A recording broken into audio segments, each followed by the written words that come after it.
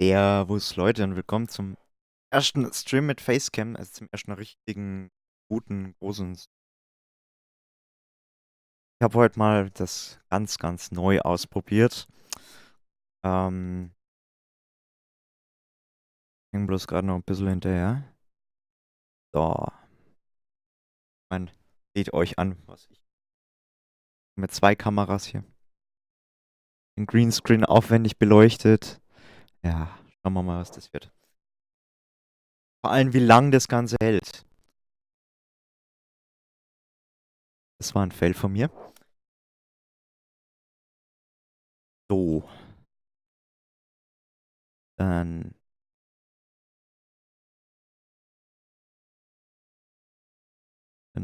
starten wir, würde ich sagen, heute mal Battlefield. Ups, Fail.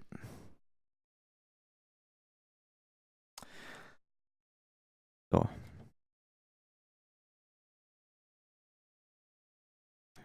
Battle Log.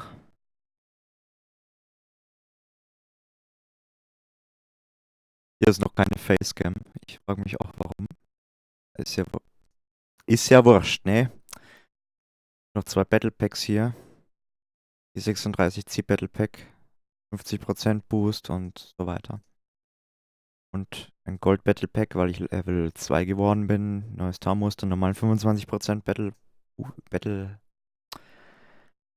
Boost. Ich würde sagen, wir hauen mal alle DLC-Maps rein. In Conquest Large, wie immer.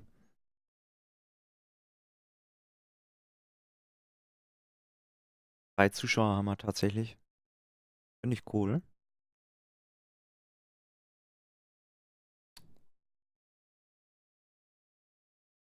Hier 46, 48 Mann, Forced Spawn, schon in Queue. Dann ist Reise.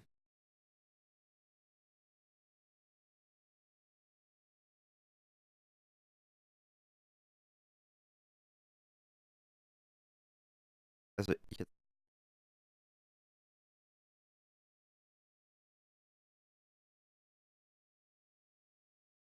Operation Firestorm, kenne ich nicht.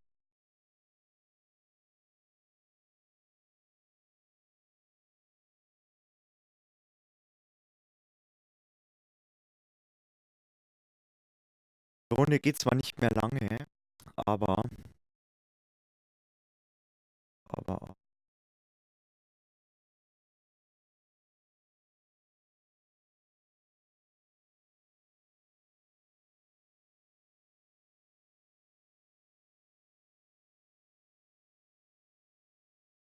ähm,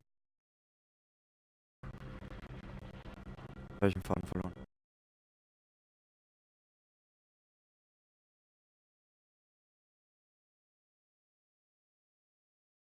Fest.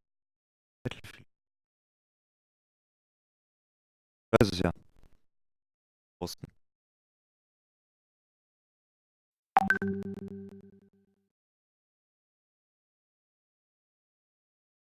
WhatsApp nicht.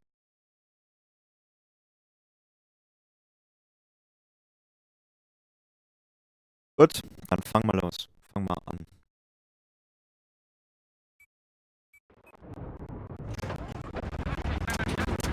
Ich kenne die Map nicht, ich spiele die zum ersten Mal.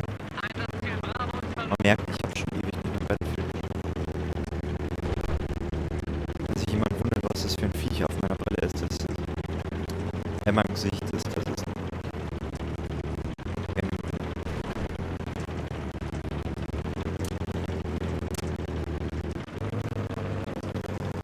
Sagen wir machen hier gleich mal Alpha. Und nee, ist eine Hardcore-Server.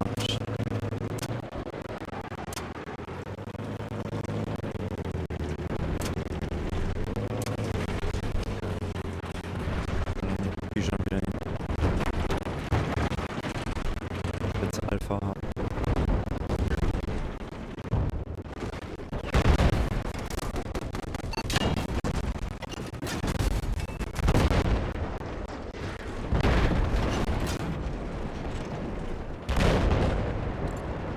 der Schweine hin? Oh fuck.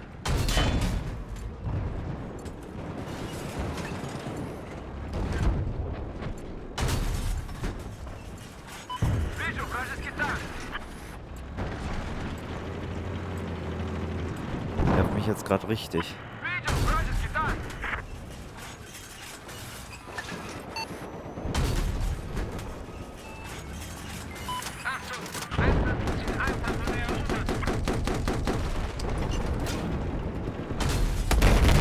Nein!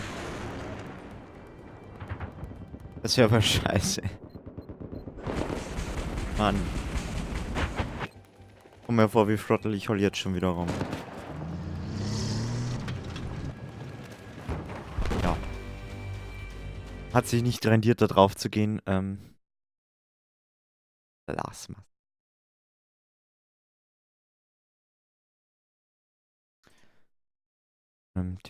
Den Livestream-Channel besuchen. Channel switched. Welcome back. Ja. Perfekt. Crazy.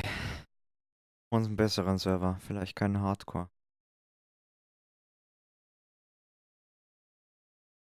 Einer, das Starboard. Gleich.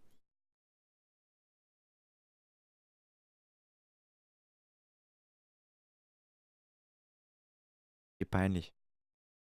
Erste Runde.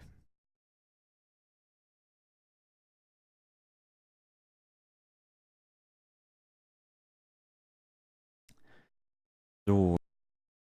Sorry, OBS hatte mich nicht.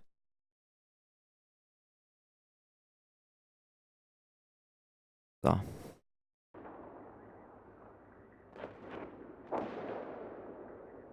Ich liebe OBS ja absolut.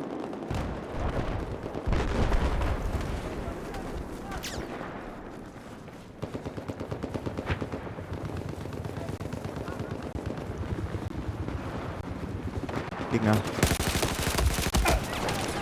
Das war jetzt noobhaft. Also jetzt bitte nicht abschalten. Wirklich schlecht.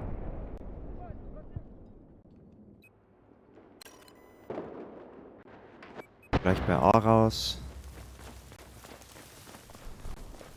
Wir haben gerade die Kontrolle über Einsatzziel Delta übernommen.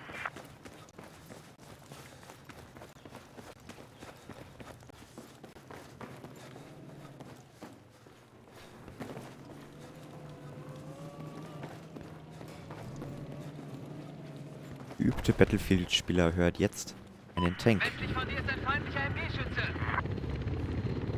Hoffen wir mal, dass er freundlich ist, ja.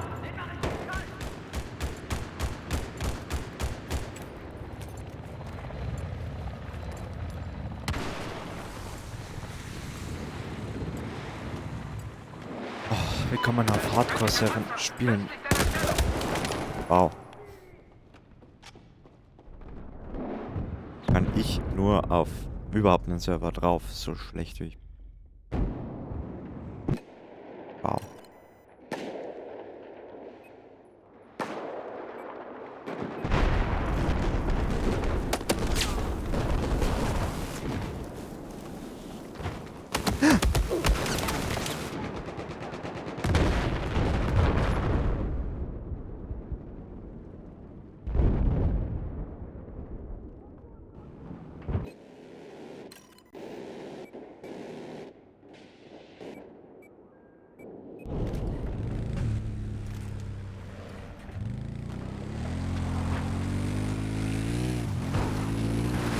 So, Foxtrot haben wir eh nicht. Haben wir gleich. Oh fuck.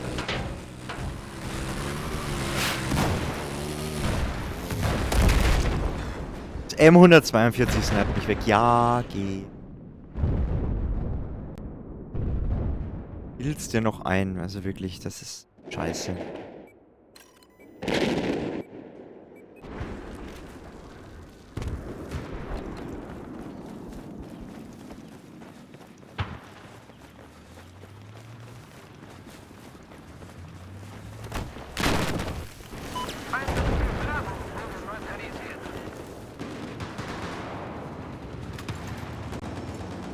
für nachher auch noch ein anderes Spiel. Beginners Guide. Ach man.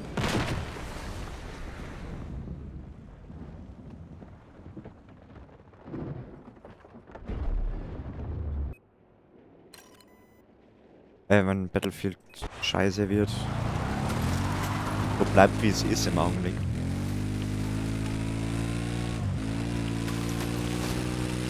Wir kontrollieren jetzt Einsatzziel Charlie. Da ist ein feindlicher Helikopter, westlich deiner Position.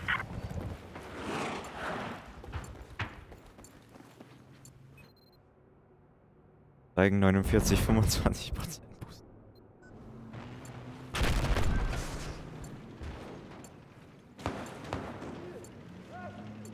Wir haben gerade die Kontrolle über Einsatzziel Charlie verloren. Ihr könnt mal Bravo markieren.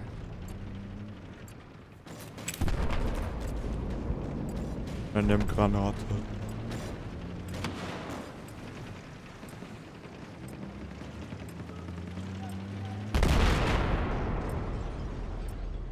Wir haben gerade die Kontrolle über Einsatzziel Bravo übernommen. Nee. Einsatzziel weiter. Foxtrot wurde neutralisiert. Alpha verzichten wir jetzt einfach mal. Gehen wir nach Charlie und Delta und gehen dann zurück nach Alpha. Ich habe einen feindlichen Panzerwagen westlich von dir gesichtet. Möchte einen Roadkill. Yes. Ich weiß nicht, wenn das kein Skill war, dann... dann war das Skill. Scheiße.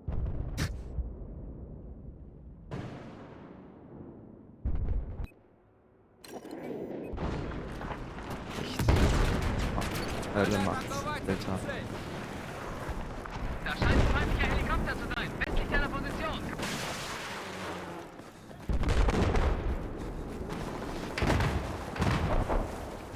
Drei Zuschauer. Wow. Danke.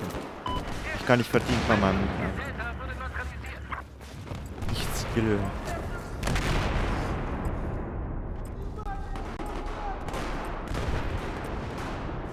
Wir haben die Kontrolle über Einsatzziel Delta. Scheiß drauf. Wird jetzt Zeug macht und noch retten, dass er Tank. Вражескую вертушку видел.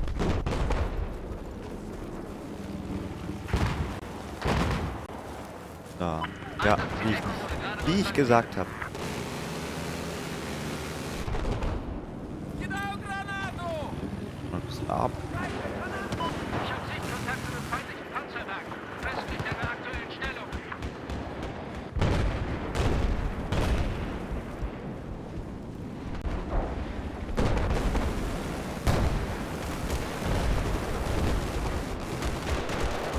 Schön. Wir sind definitiv in der Unterzahl hier. Aber der hier nicht.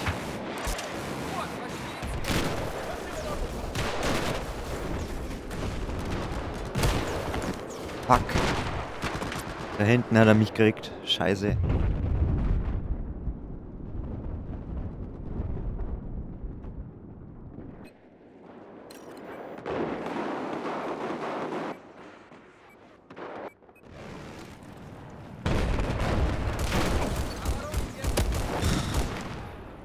Ich brauche ein Fahrzeug. Ich brauche irgendein Bodenfahrzeug. Ich reiß nichts. Mit my dog.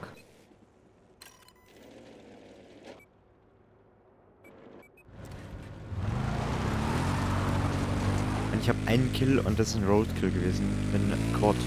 Wir haben Einsatzziel Alpha neutralisiert.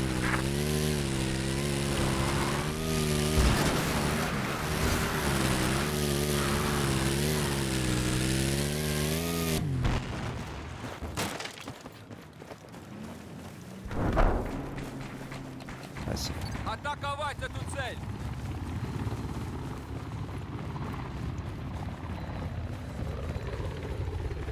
Da ist ein feindlicher Helikopter westlich von dir. Wir haben gerade Einsatzziel Charlie neutralisiert.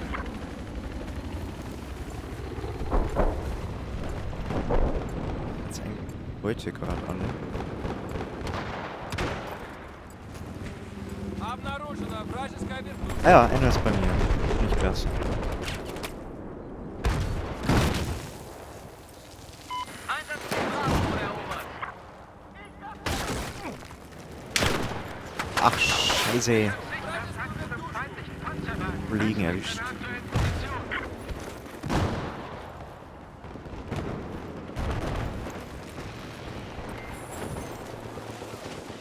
Egal, egal, weiter zu Charlie. Charlie und dann Delta. Вижу, вражеская. Tank.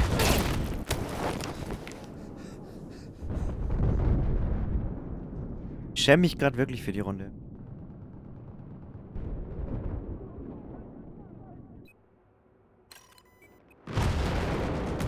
Оборонять эту цель.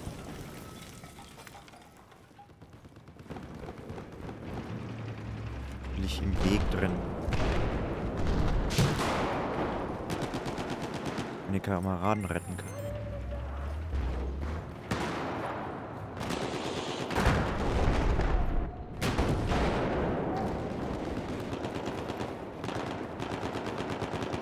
Man könnte jetzt kommen und mit C4 den Scheiß-Tank niederbringen. Ich hab nichts gesagt.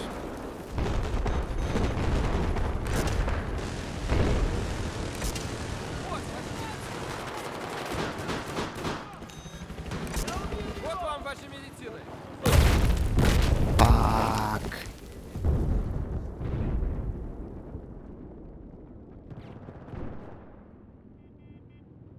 Fuck. Easy.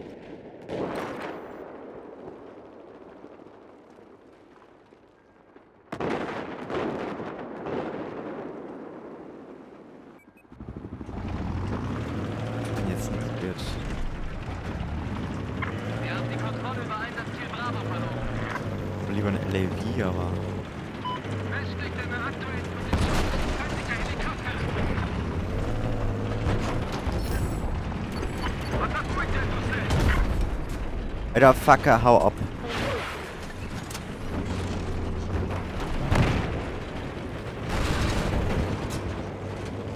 Was so Kinder hasse ich, die einfach aus Prinzip reinfahren.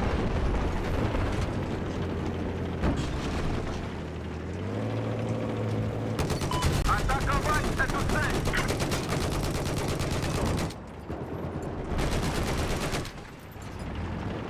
Leben. Einsatzziel Bravo wurde neutralisiert.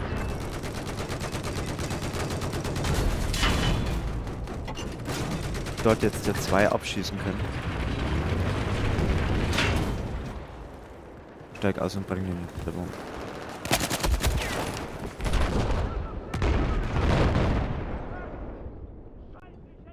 Habe ich nicht gesagt. Habe ich echt nicht gesagt.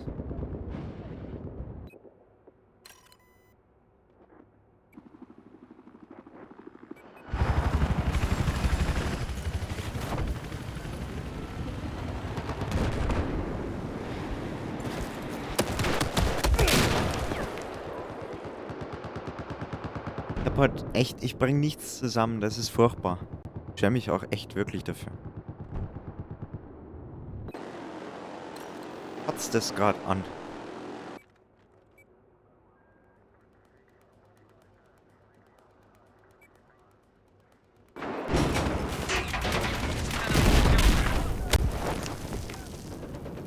Vergaß. Der Medi hat kein RPG dabei. Auch kein C4.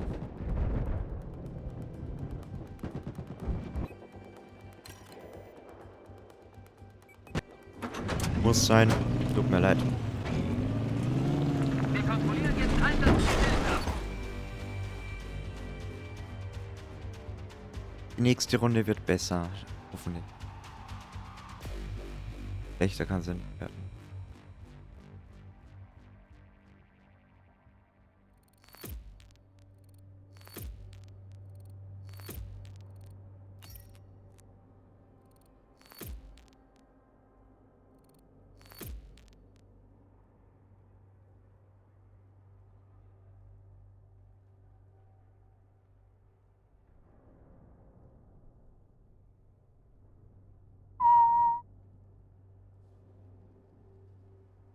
direkt mal auf YouTube meine.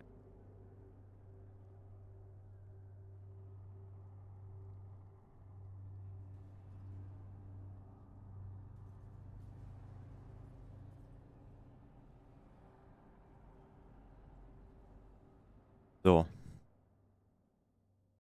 Geht ja dir recht.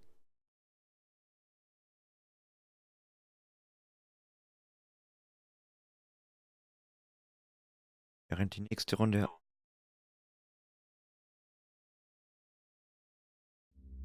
Tonqualität ist auch gut. Ich bin positiv gerade überrascht.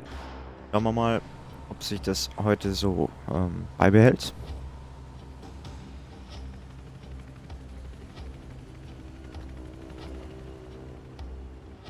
Versunkener Drache. Wie gesagt, ich kenne die meisten Maps eh nicht.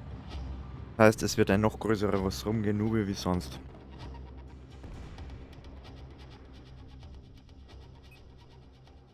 Aber die Map schaut wenigstens einigermaßen interessant aus.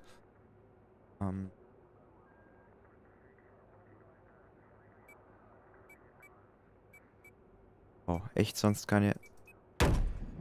Ja, ich habe einen BTR. Kein Ton. Ah, jetzt.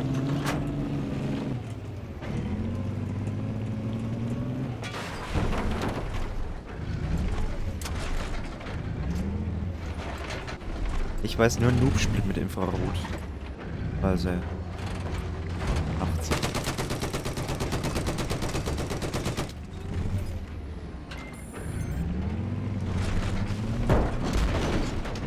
Ich bin ein Noob. Darf das. Ich weiß nicht, wo die Einsatzziele sind. Ich weiß nichts. Ich weiß nur, dass diese Schranke stabiler ist als das Schrankenhäuschen.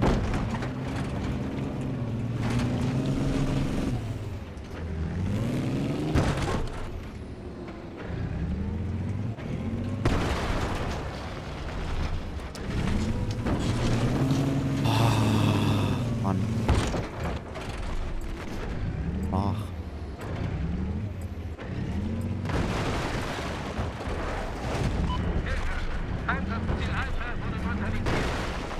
Ich weiß jetzt schon, wie das ausgeht. Das geht da so aus, dass ich wieder stationär werde.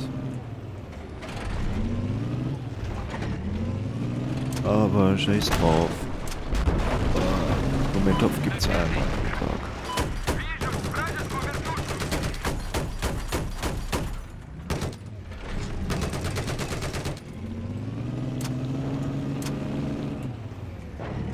Jetski.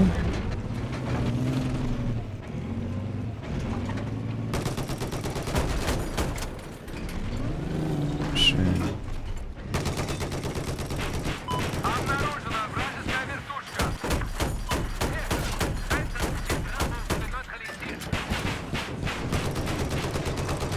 Wow. Also 7 Schaden gemacht.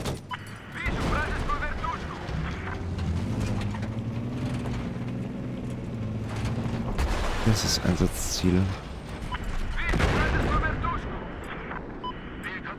Geh mal schnell einen Squad.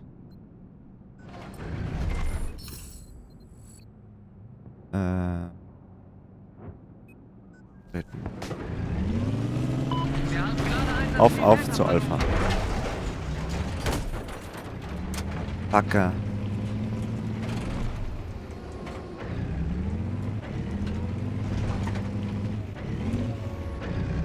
Dankeschön.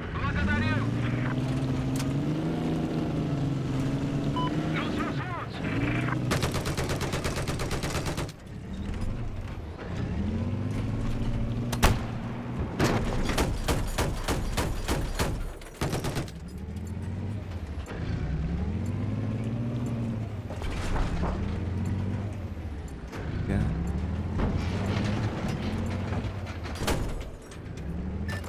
Oh. Yes. 1-0. Ich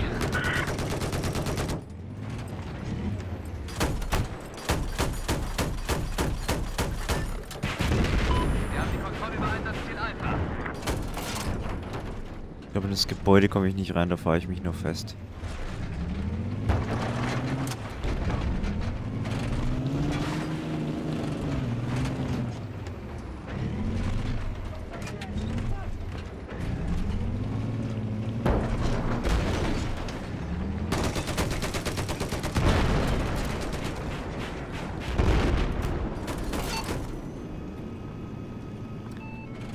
Scheiße.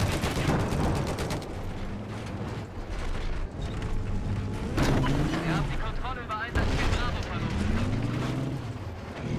Checken wir mal, wo Bravo ist. Ich habe nämlich keine Ahnung. Vorne ist Charlie, das wird auch gerade eingenommen. Das nehmen wir jetzt auch mal mit.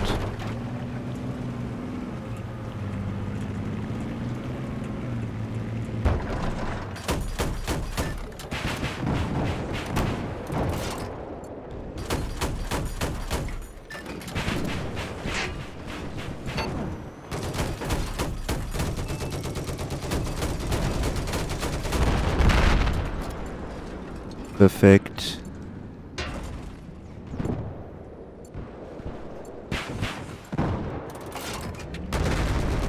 Ach, da hinten, der Herr Kollege.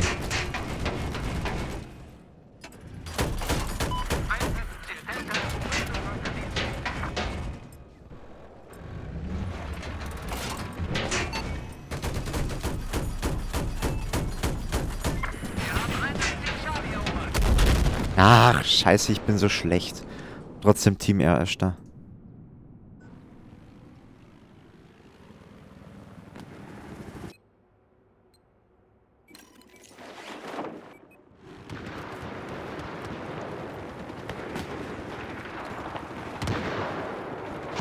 Einsatzziel Charlie ist verloren. Bitte schon.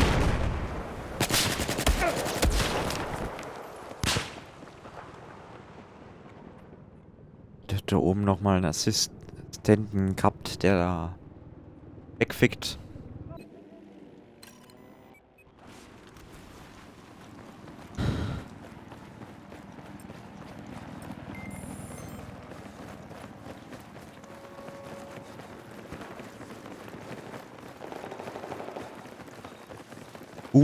Mein Gott. Kack weg, so schlecht bin ich. Die Armer-Steuerung gerade verinnerlicht, ne?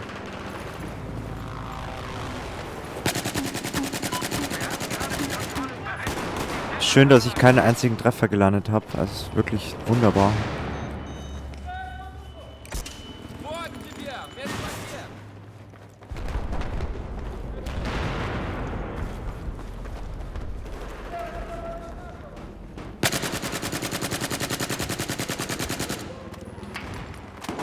Den, wenn ich jetzt nicht gekriegt hätte, das wäre peinlich geworden. Noch peinlicher als eh schon.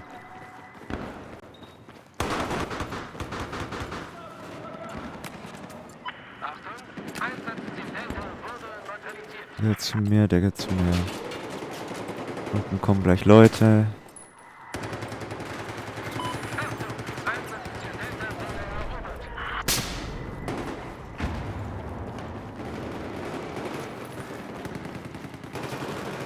Jo, die kommen von da.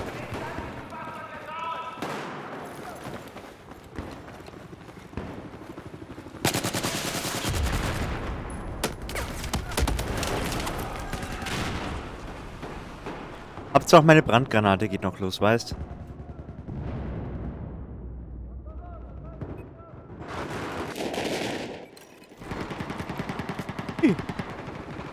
Hyperparadies oder wie? Ich möchte aber hier auf Bravo landen. Gleich gern. So viel dazu. Tschukow. Der alten.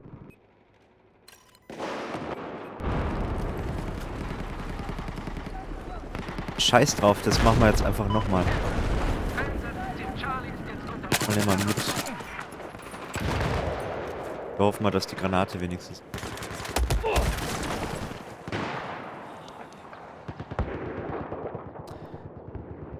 Schande über mich. Dead Clown TV.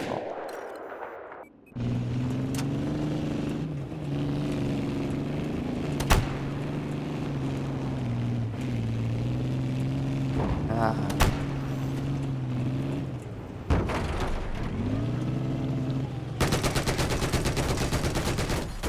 So, einer weg.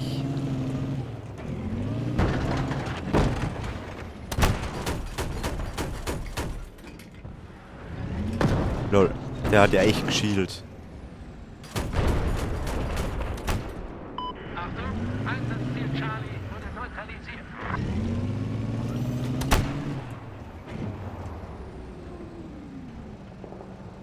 So, Chef, jetzt baller den Tank ab.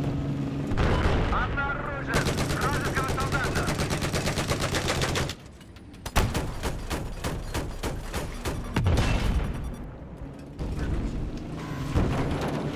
Und. Moment.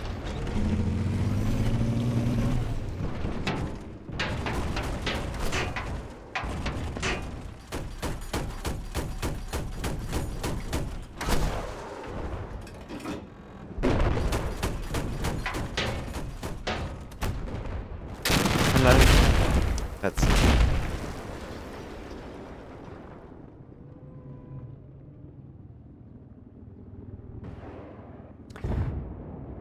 Schade.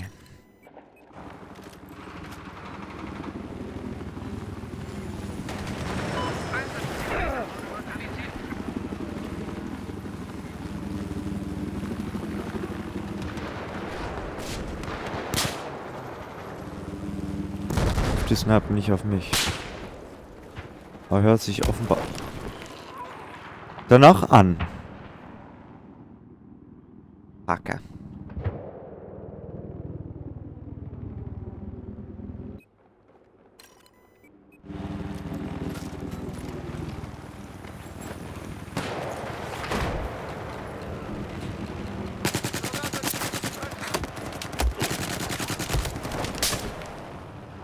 Warum bin ich eigentlich so schlecht?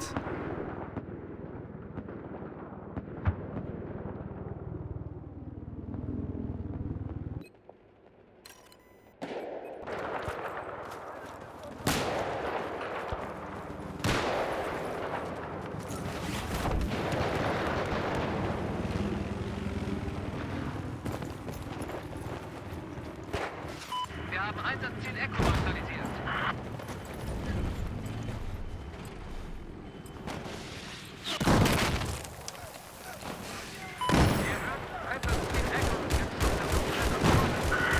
Umsetzen. Doch.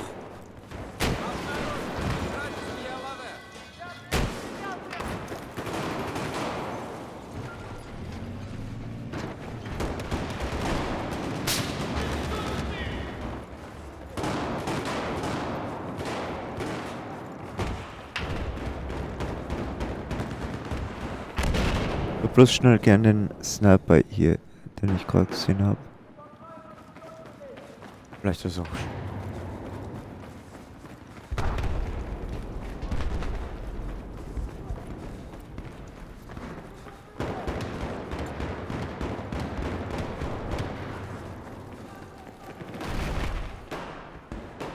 Gut, dass ich über die Grafikkarte render. Weil jetzt sind 60 doch ein bisschen mehr als die i5 heißt.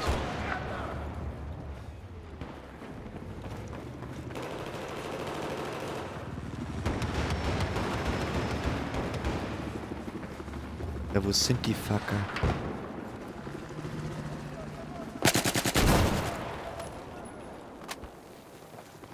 Ich dachte.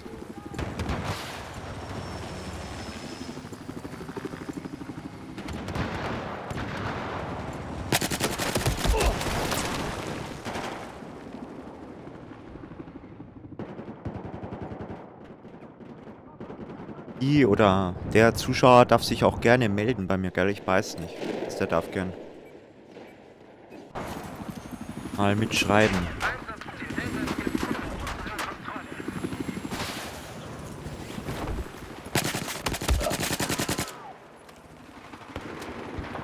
Ich hab zu viel CSGO. Call of Duty.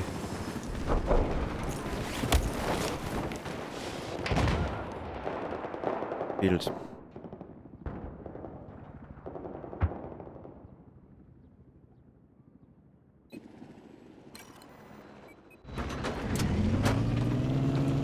Let's try this one more time.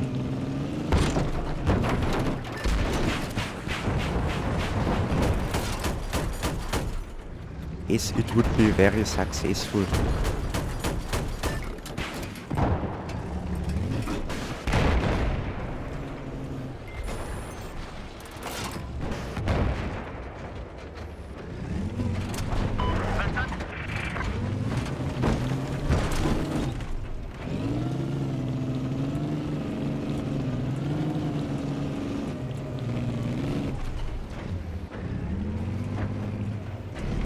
Kollege ist bei mir gespawnt. Checken wir mal Charlie ab.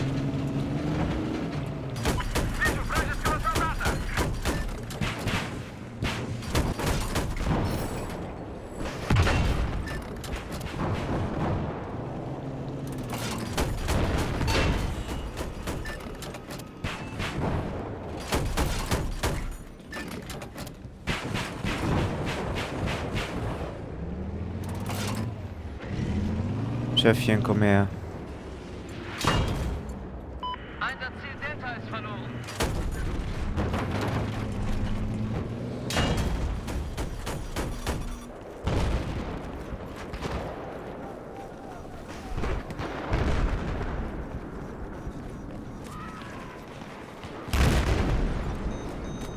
Einsatzziel Charlie wurde erobert. Нет пакет, возьми. Du da, oh Mann, dich habe ich vorhin schon gehabt.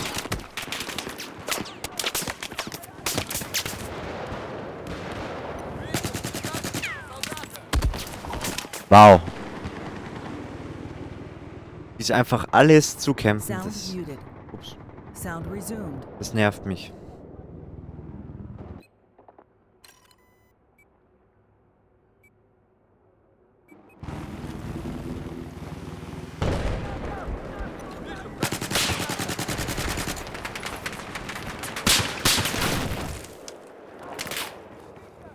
Okay, you.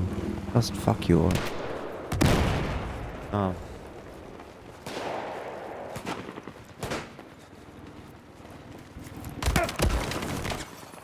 Wow. Zu fünft oben campen, oder wie?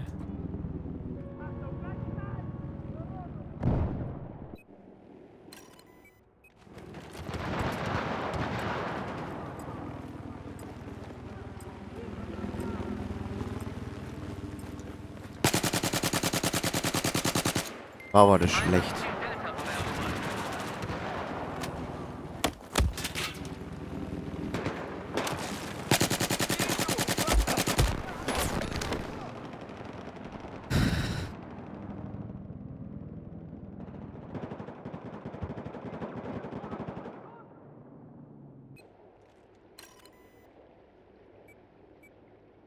Delta wurde erobert. Ja, komm, bravo, da waren wir noch nicht. Wir haben Einsatzziel Delta verloren.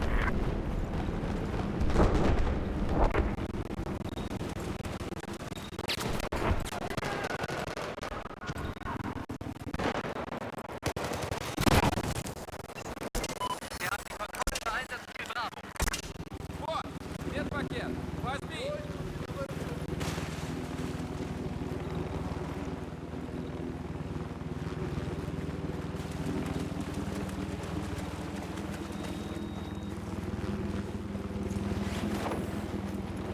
Einsatzziel Delta wurde gerade neutralisiert.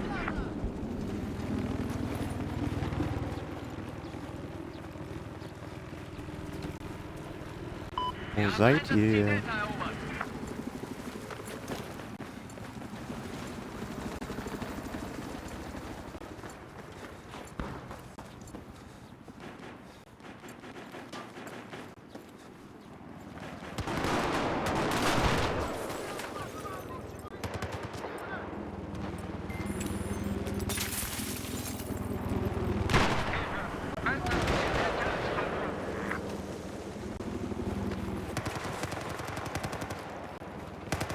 Lol, worauf er wohl schießt.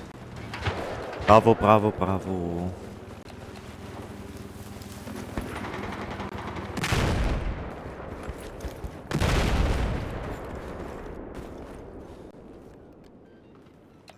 Вражеский солдат вижу.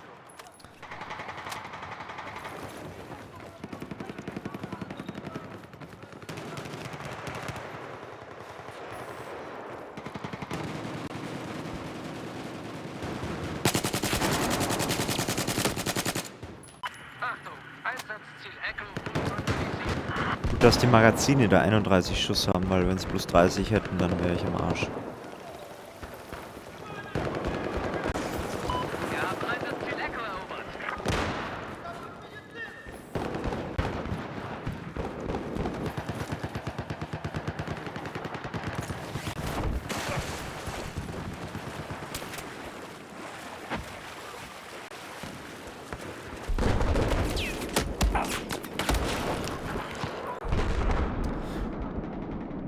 Den hätte ich eigentlich sehen müssen. Mit Betonung auf hätte und eigentlich.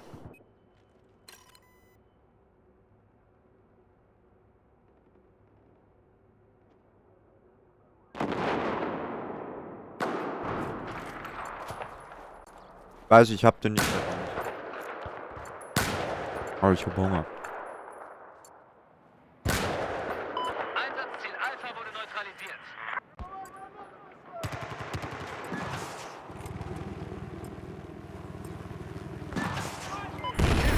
Einsatzziel Alpha ist jetzt unter unserer Kontrolle.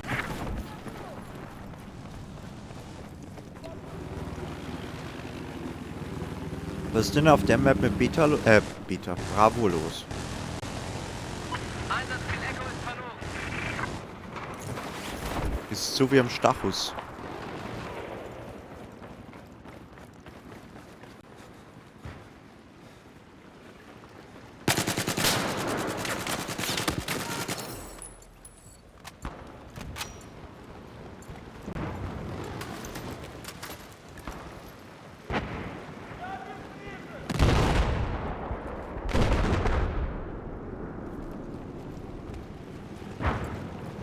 Ist einer herin.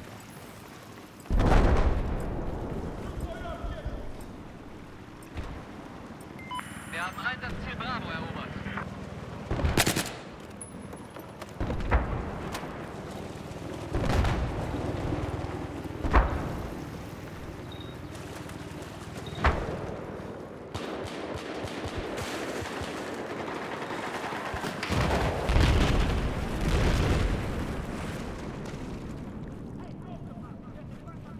Wir haben gerade Einsatzziel Charlie neutralisiert.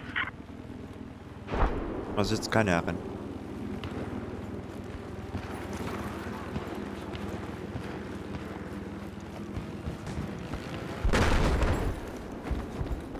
So.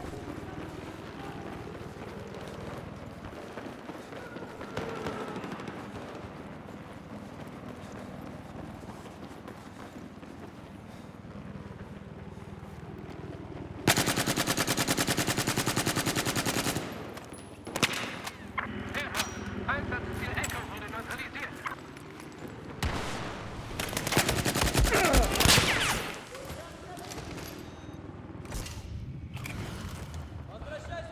Благодарю!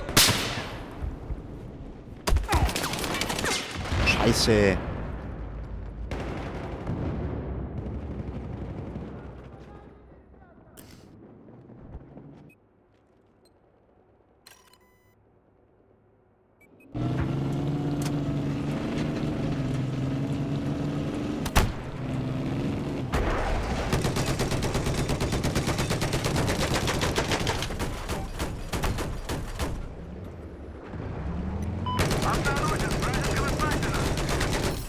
Passt.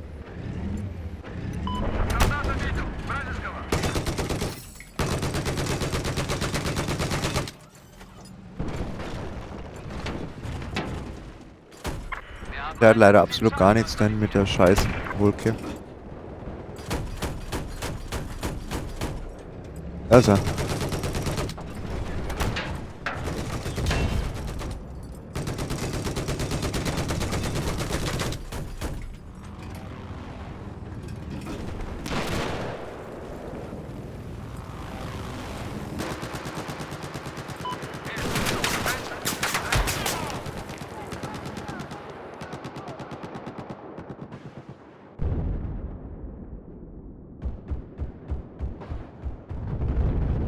Mhm.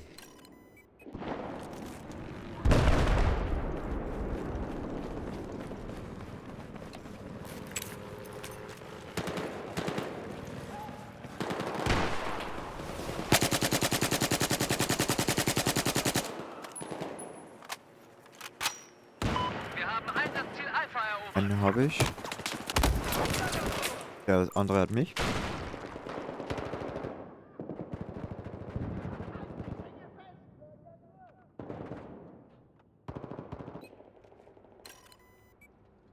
Der fliegen will jetzt nicht. Einsatzziel Charlie wurde neutralisiert.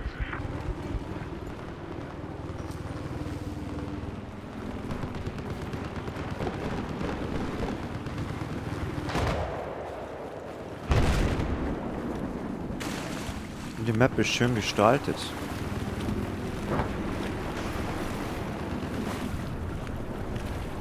Weil man hier durchs Boot durchschwimmen kann.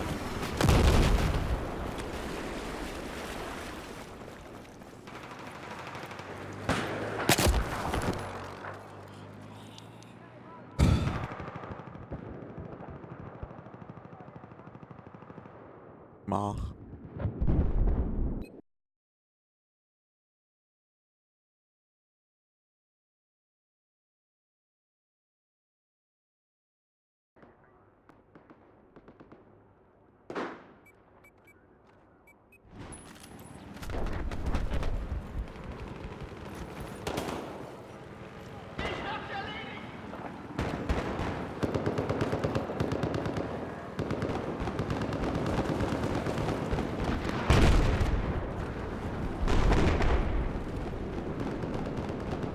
Lol.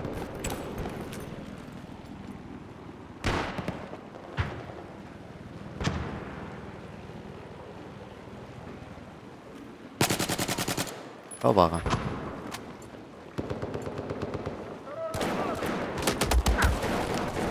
Scheiße.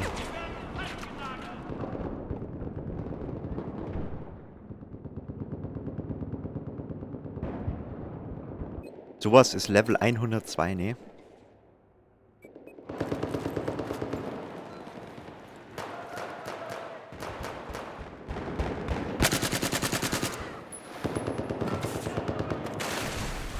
Lol. Das ist ja mal richtig geil.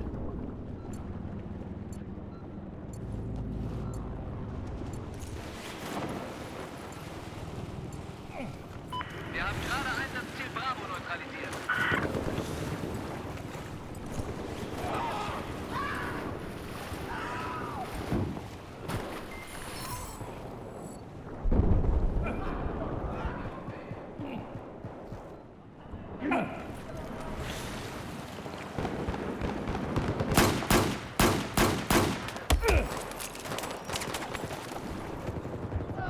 Achtung, Einsatzziel Echo wurde erobert.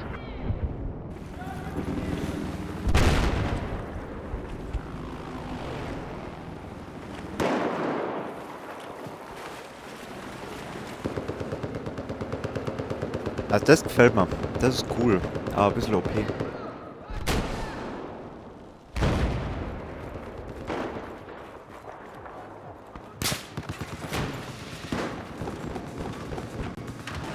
Cool. Angenehme Musik ist hier.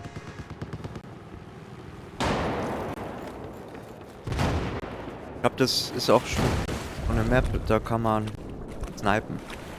Wenn man. Also snipen lernen, wenn man noch nie gesniped hat. Könnte ich eigentlich die Sniper auch mal auspacken.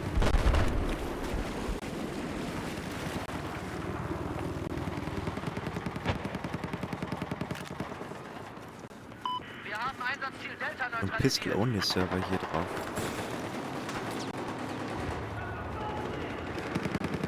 Und mir schon pervers vor. Counter Knife. Einsatzziel Delta. Rückpfosten. Вот! Медпакет! Возьми!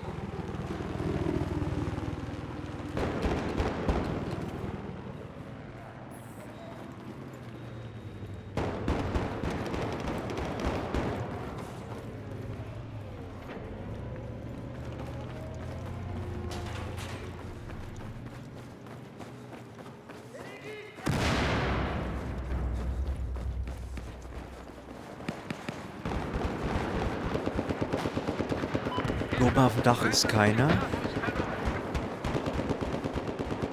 Go wird uns gemacht. Wir haben Einsatzziel Echo erobert.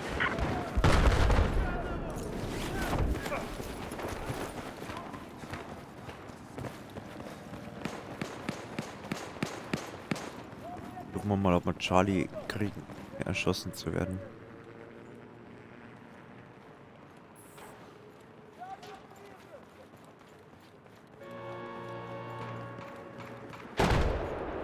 Für mich was das war.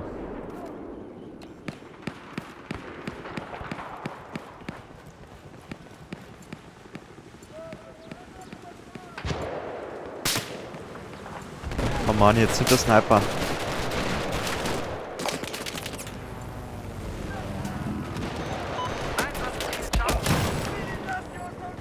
Mein reanimiert.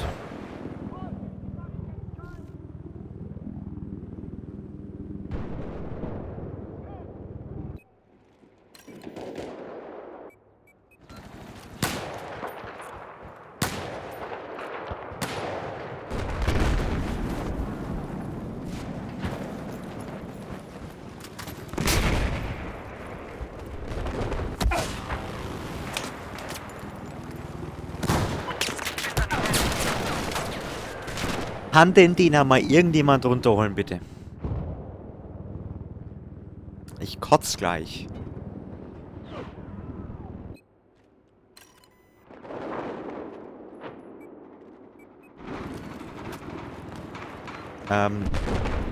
Ich weiß jetzt, wie gesagt, immer noch nicht, ob wirklich Zuschauer dabei sind, die das Ganze verfolgen. Nett, wenn sich die melden.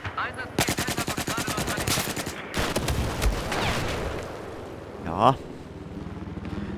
Es wird auf alle Fälle mal ein Best-of geben wieder von den Streams. Halt dieses Overlay da oben ganz liegt. Oben im Pick. Leider nicht so hoch. Ich hab bloß so einen kleinen Greenscreen hier. Haben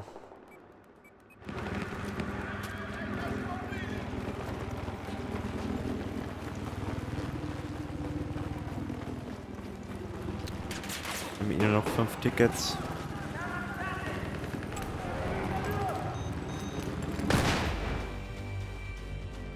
Gut.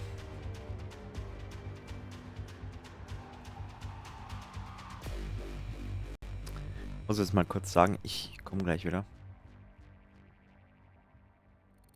Aber erst, wenn wir durchgelaufen sind.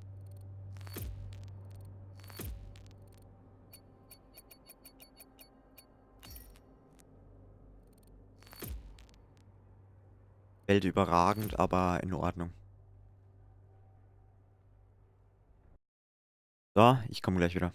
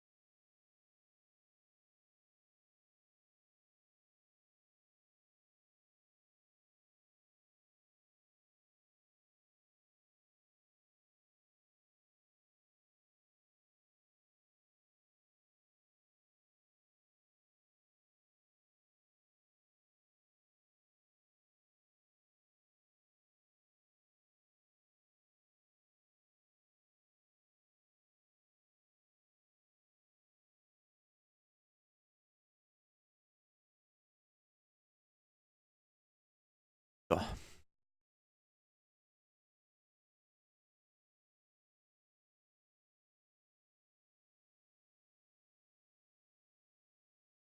Battlefield, Facecam. Ja.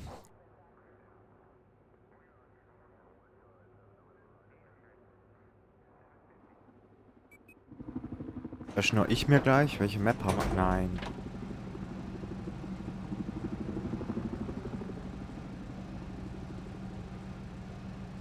Das ist jetzt Platzzone hier. Mann. Hast du die Map?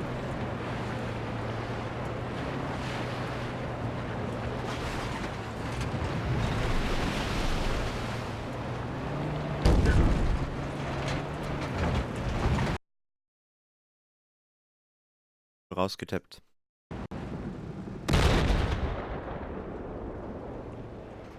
Атаковать А эту цель fuck. сразу же! Einsatzziel Charlie wurde erobert.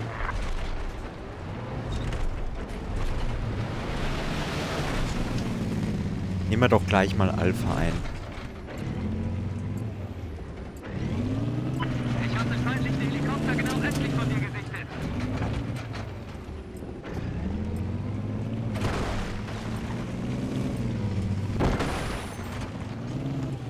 Weiß ich auch, woran mich diese vorherige Map erinnert hat. An Rangieren in der Fahrschule. Nein, Spaß. War echt gut. War lustig.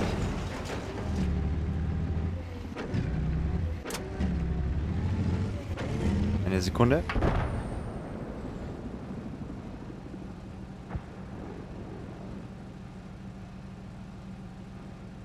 Das ist ein feindlicher Helikopter, östlich deiner Position. Sorry. Ich glaube, wir sind jetzt stationär.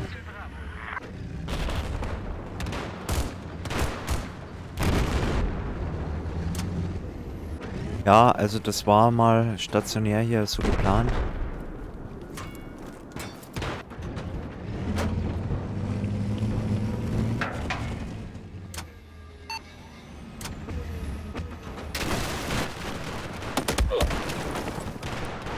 Das war einfach Dummheit. Ja, wenn jetzt das Ding rauskriegt. Oder nicht?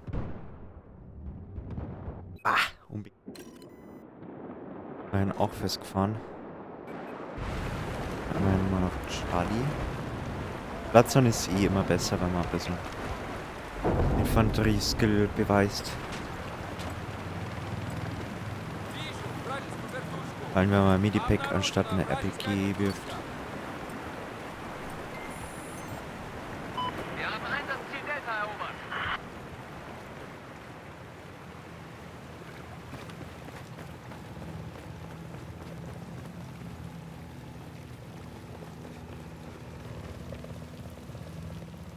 Hochgelegene Ziele haben wir alle. Обнаружена вражеская вертушка.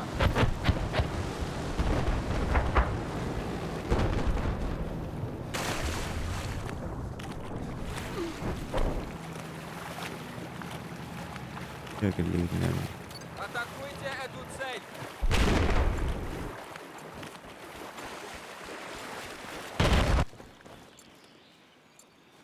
Einsatzziel Echo wurde neutralisiert.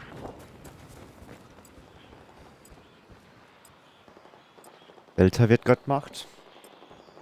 Die Tanke. Sorry. Einsatzziel Echo wurde erobert.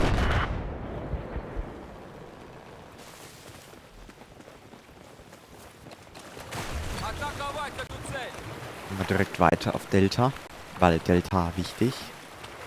Delta gut. Delta mit Tank.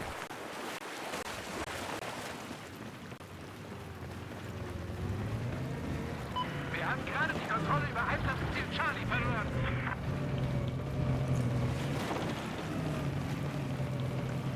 Genau, einer spielt Kanonenfutter, der andere nimmt die Tanke ein.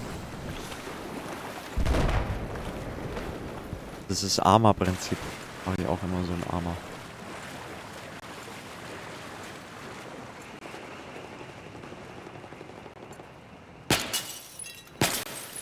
Wir haben Stabil. gerade Einsatzziel Echo verloren.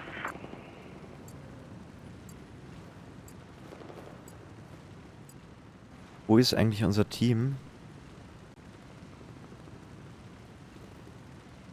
Sorry. Nördlich von dir scheint ein feindlicher MG-Schütze zu sein. Einsatzziel Delta wurde erobert.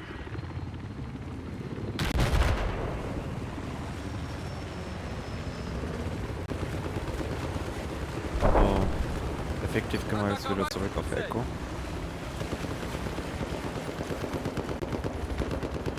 Вижу ЛАВ. Вражеский. Einsatzziel Bravo wurde neutralisiert. Ich habe feindliches Boot nördlich von dir gesichtet. Schon krass, wenn ich jetzt die 4 dabei hätte, dann würde ich den nämlich locker in die Luft jagen können. Wir kontrollieren jetzt Einsatzziel Bravo.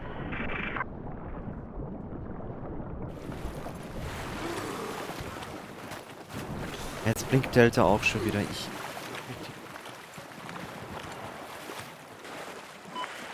Einsatzziel Alpha neutralisiert. Where are you, big? Just so you know. You. I saw you, fucker. Nobody loves you. Nimm nur davor, du.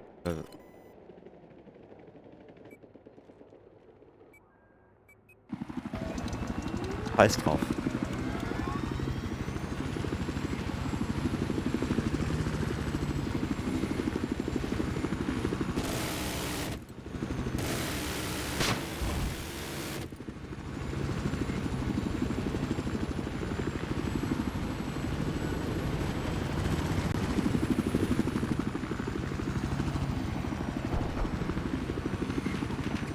Hier die Skills aller. Nein, ist es nicht.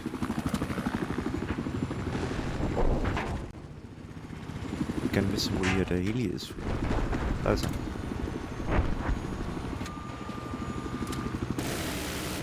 Lol, er hat echt keine Flares dabei. Einsatzziel Alpha ist verloren. Alter, das habe ich ja noch nie geschafft. Anscheinend stört sich von dir ein feindlicher Helikopter.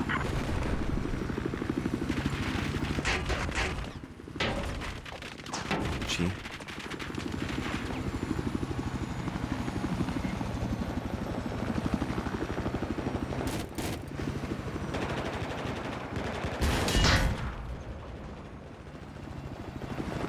This wasn't my intention, I wanted to roll kill him. But this is as good.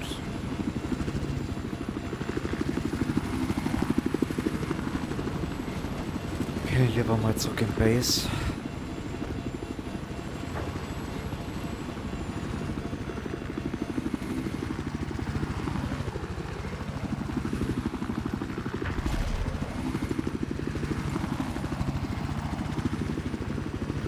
Атакуйте эту цель.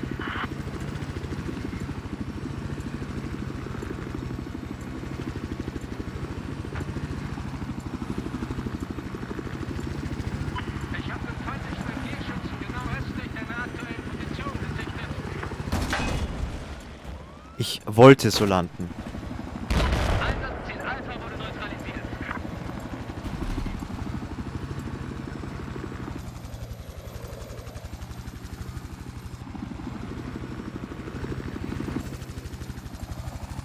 Ich habe Sichtkontakt mit den feindlichen MG-Schützen.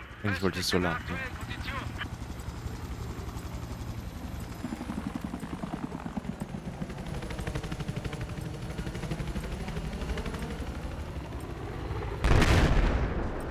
Wir haben gerade Attacke du Ziel Alpha übernommen.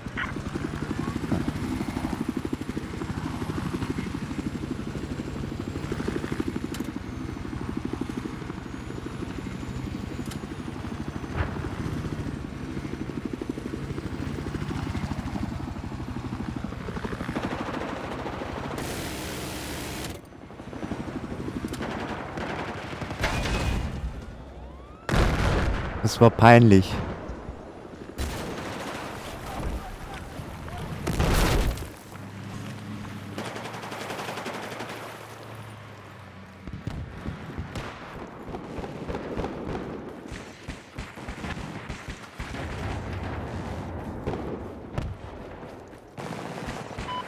Gerade die Kontrolle über einzelne Ziele verloren.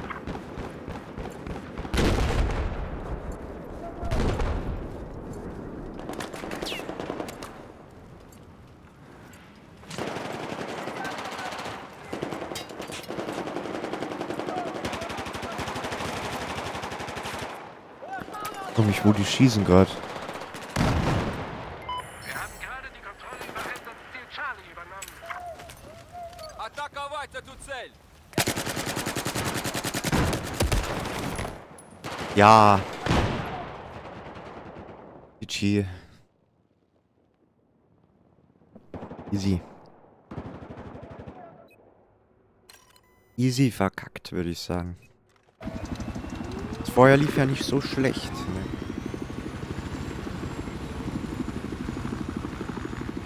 Ich meine, ich sah zwar Besseres, aber Einsatzziel Charlie ist verloren. besser als mein Infanterie-Skill ist.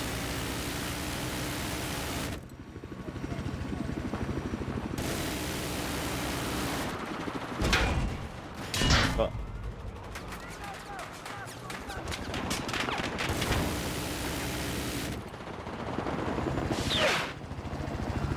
Hakel.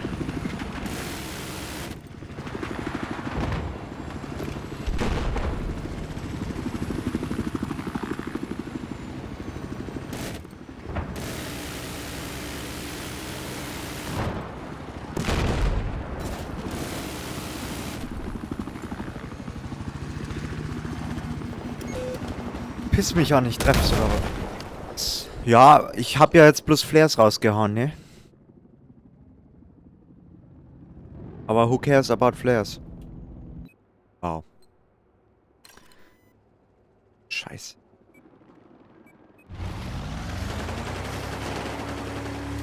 Attackuйте эту цель.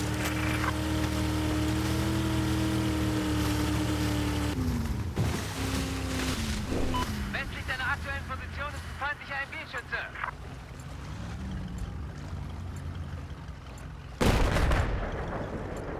Ich brauche eine Nicht mal die großen DV-15 auch gegeben auf der Map. Habt ihr das ja wirklich spät? Schade.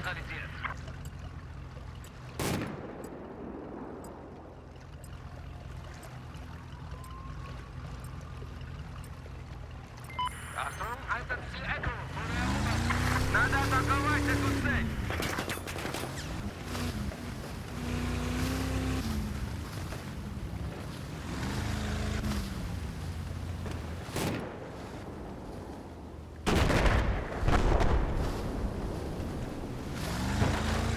Wow. Kollege, du hast es drauf. Ziel Alpha ist verloren.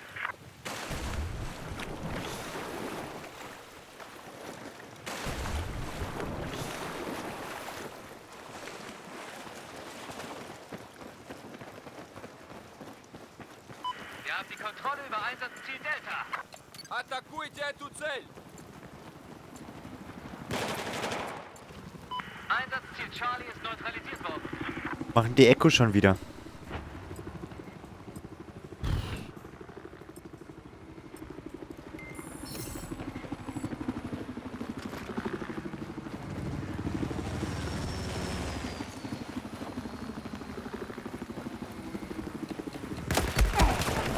Hinter mir.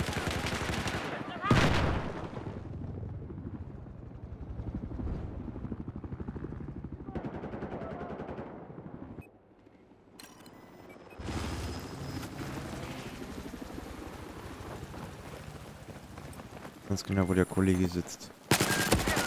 Einsatzziel Bravo wurde neutralisiert.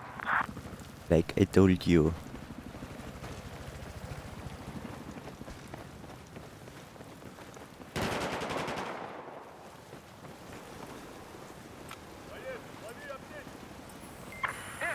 Einsatzziel Bravo ist jetzt unter unserer Kontrolle. Вижу вражеского солдата! Вижу вражеского солдата!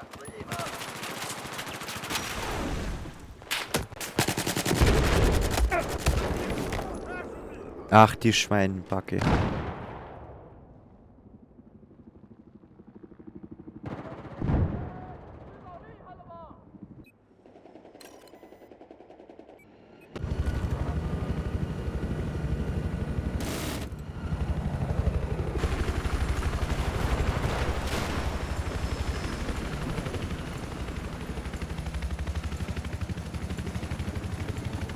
Einsatzziel Charlie ist verloren. Обороните эту цель! Nein, nein, nein, nein, nein. Ah. Атакуйте эту цель!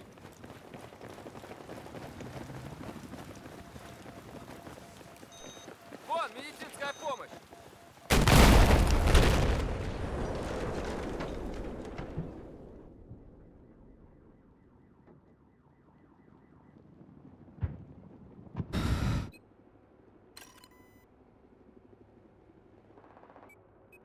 Irgendwann deinstalliere ich Battlefield. Ich verspreche es.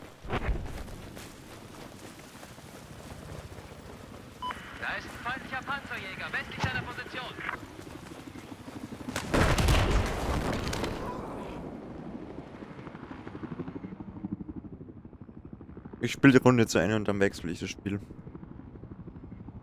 Oh je. Und noch eine Zeit dauern.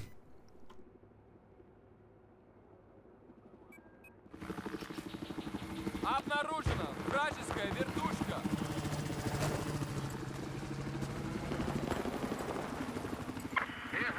Einsatzziel Delta ist jetzt unter unserer Kontrolle. Westlich deiner Position ist ein feindliches Fahrzeug. Gut, dass ich hinter die Geschütze so gut aufgehoben bin. So viel dazu.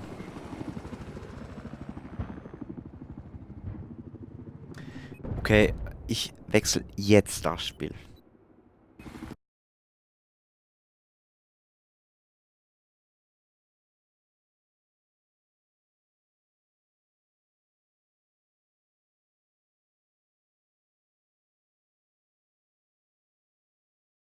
Ja, jetzt geht auch 1080p. Mal schauen bei Twitch-Kanal.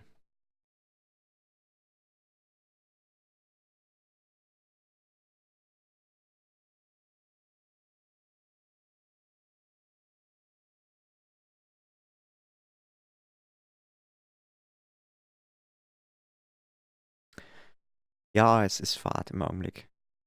Tut mir leid. Keine Absicht.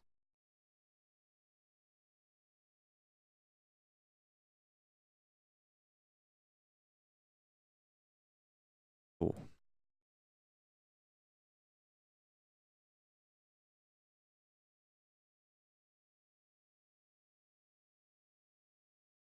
Äh,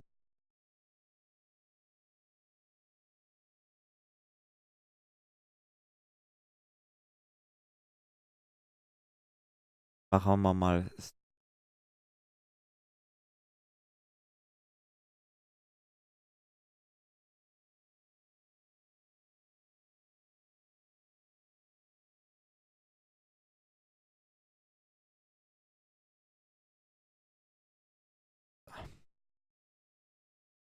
Nochmal Steam.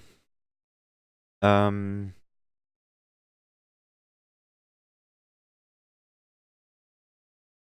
Warte mal. Komm, wir spielen jetzt The Beginner's Guide. Kenne ich nicht, soll aber wahnsinnig gut sein.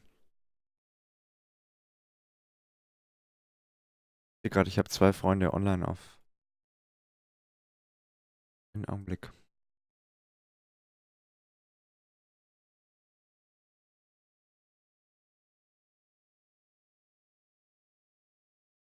Das Camprium und Damien.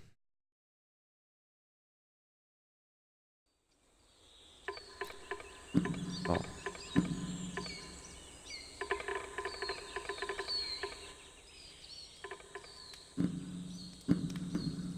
Machen wir mal Untertitel. Ich glaube, das spielt sogar auf Englisch.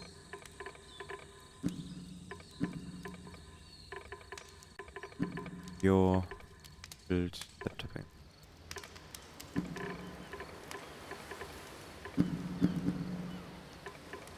Ja, passt schon.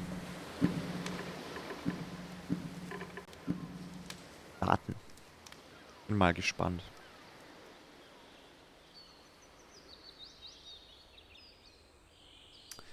Bitte Audio einschalten. Ja, SD und Maus. Hi there. Thank you very much for playing The Beginner's Guide. My name is Davey Reedon. I wrote The Stanley Parable, and while that game tells a pretty absurd story, today I'm going to tell you about a series of events that happened between 2008 and 2011. Okay. We're going to look at the games made by a friend of mine named Coda.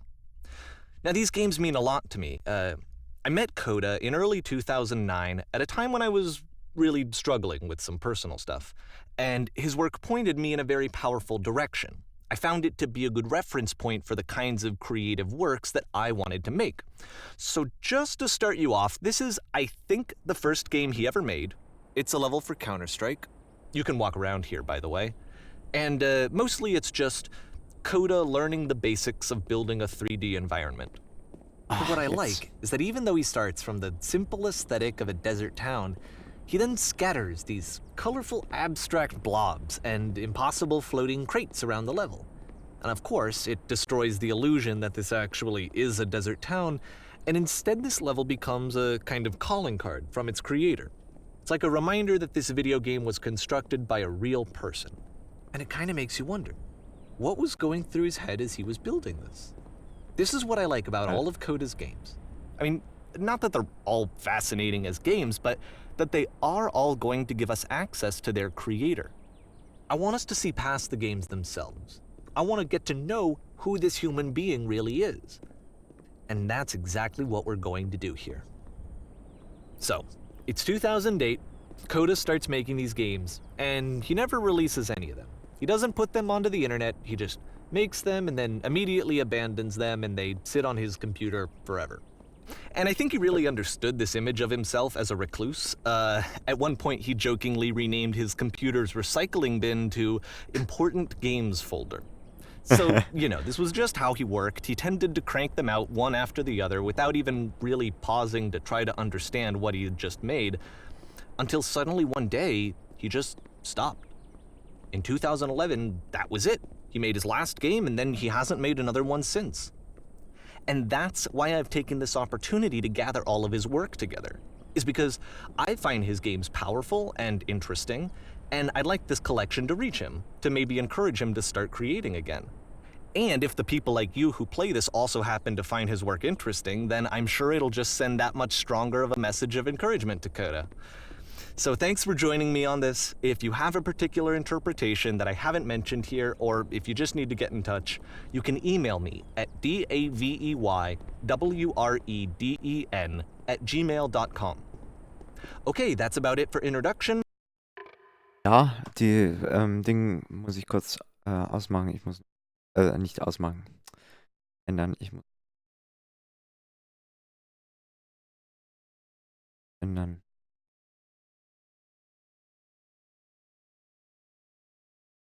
Eine Sekunde. Ich hoffe, stört euch jetzt nicht. Da.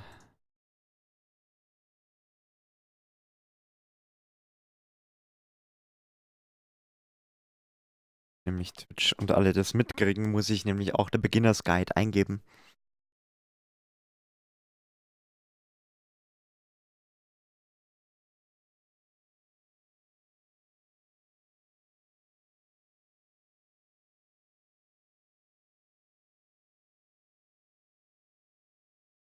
So, fertig. Verzeihung für diese kurze Unterbrechung.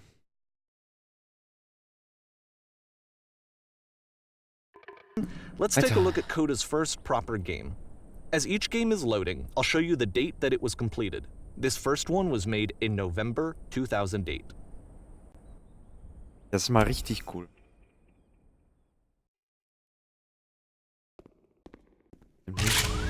Warning. Visitor machine active. Shift to structure imminent.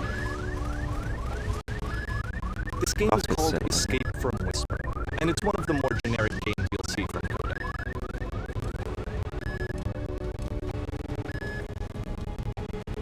Der Half-Life-artig aus. Aber die Waffe, wie kann man die nachladen?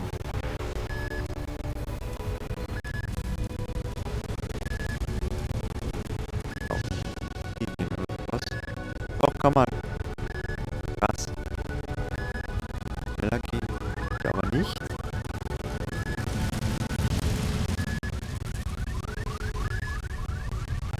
Steht eigentlich auf die Schilder drauf. Dann flüsterte Maschine aktiv. Sofort evakuieren. Sofort evakuieren, ja.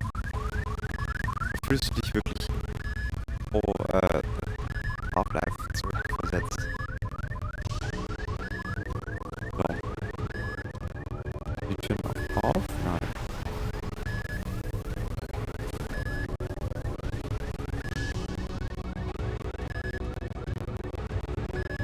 Security code breached. Hostile alien life form inbound. Tür geht zwar auf, It kind of Aber- looks like this game was abandoned mid-development. For instance, you have this gun, which you'd think would indicate that there are supposed to be monsters or enemies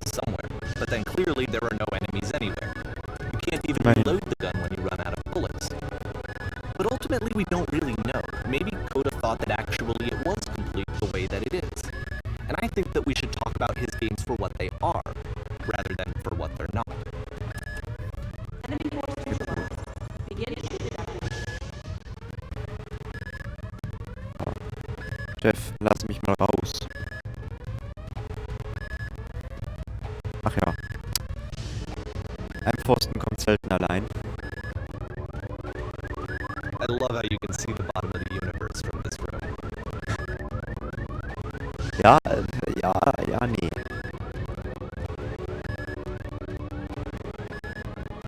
Ja, schon schön, aber wenn du dann runter guckst, oh, wo ist das Universum? Gucken wir nicht weiter. Da geht's weiter. Cool.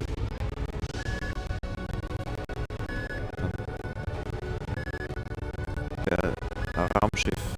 Apparently, the space station has a labyrinth on it. Schön, danke. Sure, I don't know. There's really no reason for it that I've ever been able to discern, so in the interest of time, I'm just gonna skip you on past it. Danke. Okay, this is the part that's interesting. The game has this narrative about the whisper machine and how it has to be turned off, and then you get to the engine room.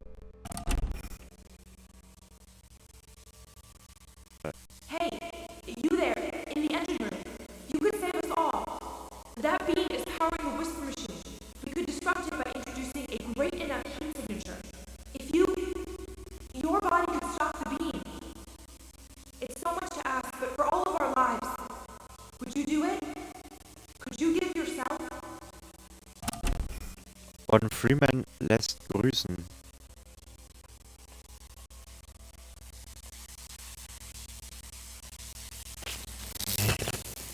Let me pause here for a second. What you just experienced, stepping into the beam and then dying, is probably what Coda had initially intended when he was developing this level. But when he first compiles and plays it, something goes wrong. There's a bug somewhere. And this is what happens instead. Ja, wir sollen nochmal reingehen, denke ich mal. Will aber irgendwie nicht. Nein.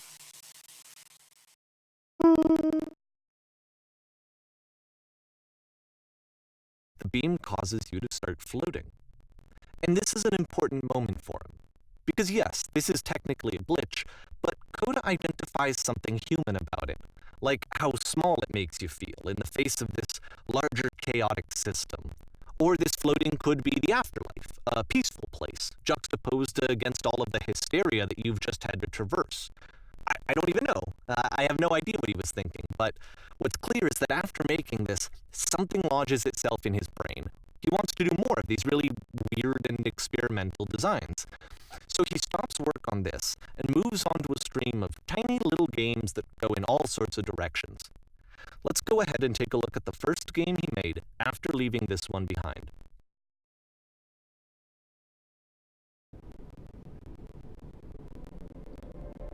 Jetzt habe ich sie ja nicht gesehen.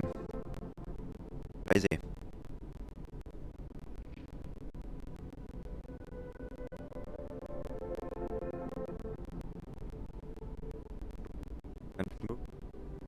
Move, boss. Yep, in this game you can only walk backwards.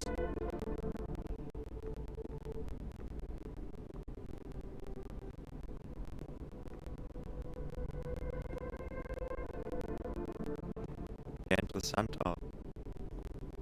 So it's a short and relatively minimalist experiment combining motion and narrative.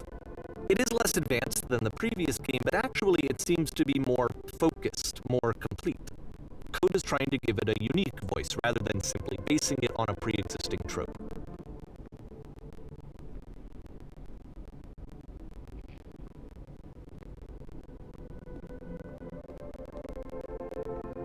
Auf der Mitte da auch irgendwo. Voll.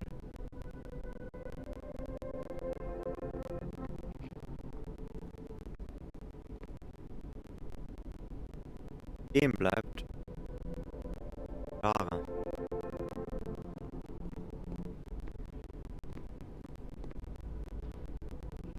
Zukunft immer hinter ihr liegt. Was dann? soll sie dann die Kraft finden. Ja. It's a short little thought, it says what it wants to say, and then it ends. Didn't need anything more than that. Which to me is why it works, because it gets out quick. Okay, next one. Scheinbar. Können wir auch endlich wieder vorwärts gehen. Welche Richtung? Wird's nun? Ja, nein.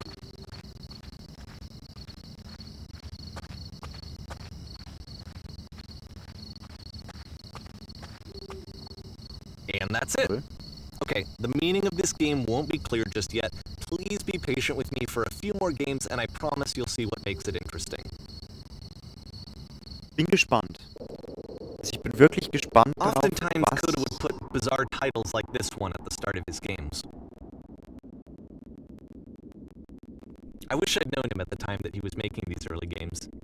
He would really only talk to me about his work as he was making it. Once he stopped work on a game, like, that was it. It was dead to him. And I don't agree with that at all, but what are you gonna do?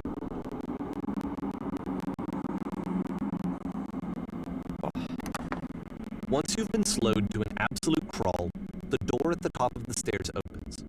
So why, if Coda's not showing these games to anyone, why bother opening the door at all? Well, to show you, I'm modifying the game here so that when you press enter, it'll bring you back up to full speed so you can enter the door for yourself. Ja, cool. Ich einfach nicht an.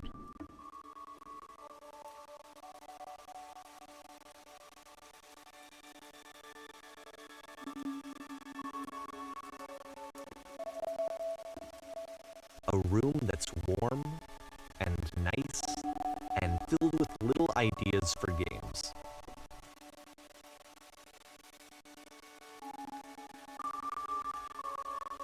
Coda would often tell me that he didn't mind if people thought of him as cold or distant.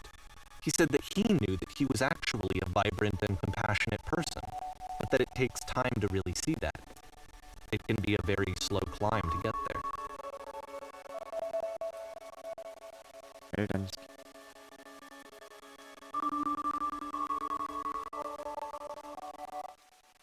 Januar 2009. Also das ist ein sehr psychischer Mensch, dieser Koda, wenn es... Hier denn. Denk mal, warum sollte er sonst so einen Aufwand machen? Ich meine, es ist jetzt auch nicht Fame-Spiel großartig.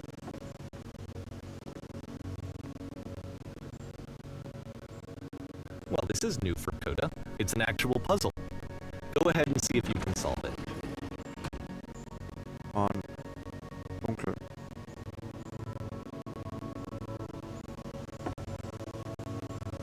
Ich will nicht.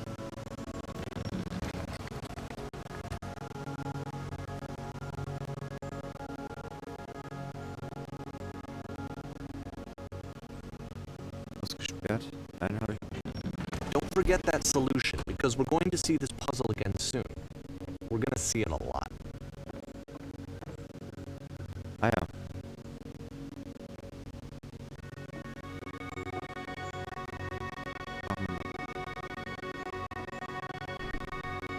So that seems to be it, right?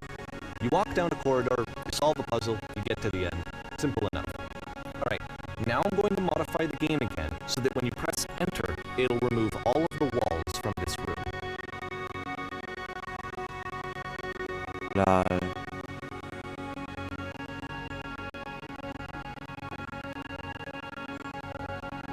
How about that? There was more to it than we had any way of knowing. I actually find it funny that this game comes after the stairs game, since they essentially convey the opposite idea. So, in the stairs game, a dull exterior concealed a rich interior, and then, in this level, a dull interior hides this fantastic outer world. Either way, I think that the point is the same, is that most of the time you don't get to know what you're missing, or even that you're missing anything. That's not your role as a player. So if your role here is not to understand, then what is it? Januar 2009 erneut. Kommt mir sehr bekannt vor. Jetzt in die andere Richtung.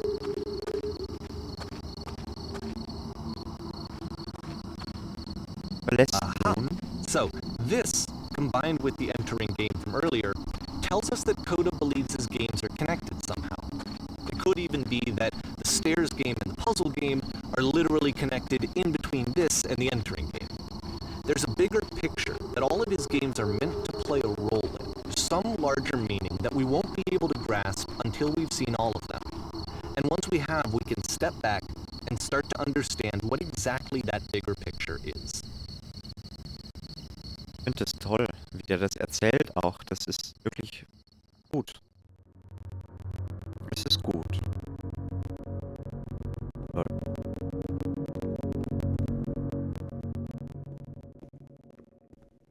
Let's talk about video game development for a second. Every video game runs on what's called an engine, which determines what the game can and cannot do. So in other words, the engine is a set of tools for game development.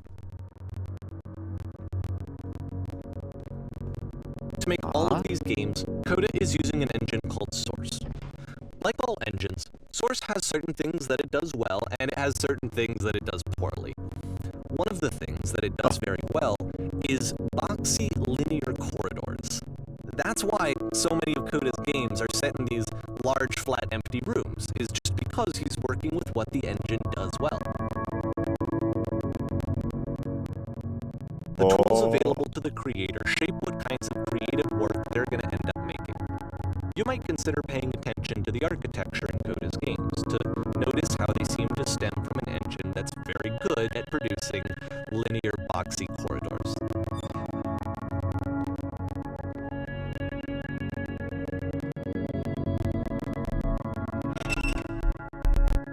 Finger auf.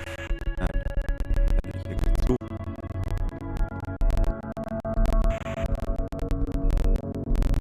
Versucht mich jemand anzufangen.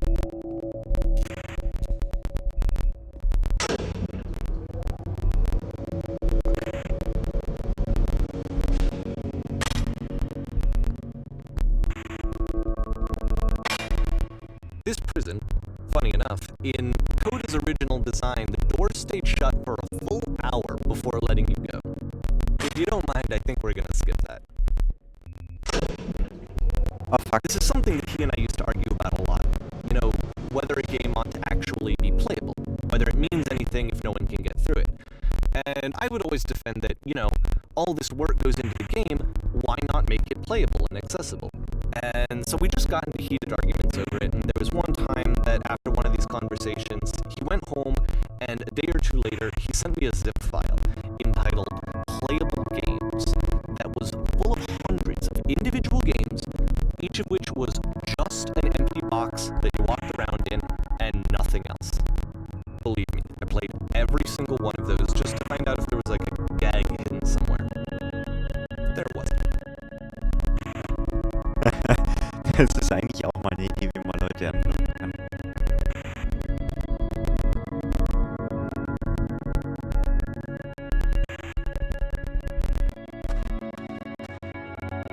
Wieder Half-Life-artig durch dieses It's Urs. the puzzle again, with the exact same solution as the last time. There's still no clear indication of what makes this puzzle so special that Coda is going to return to it over and over. But I promise I'll share with you my interpretation very shortly. Schöne Farbkombination.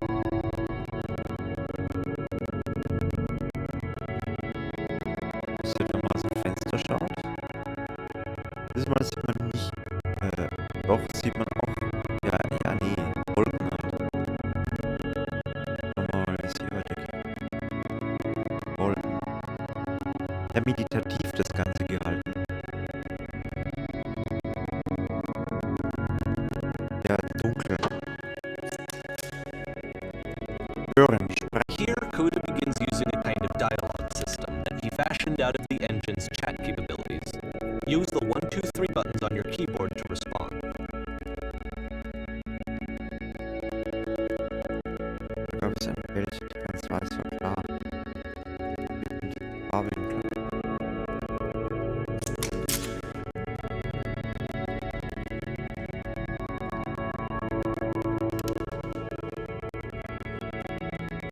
Ja, das war das allerletzte, was ich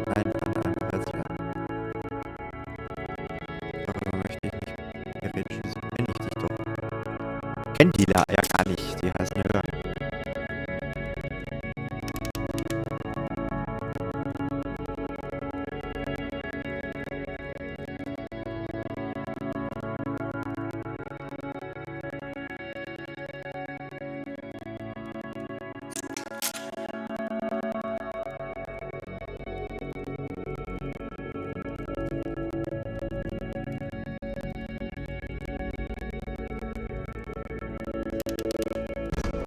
Glaube ich nicht.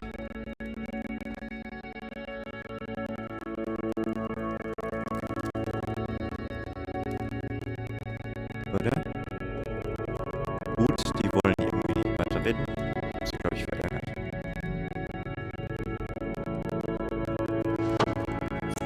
Da sind sie ja schon wieder.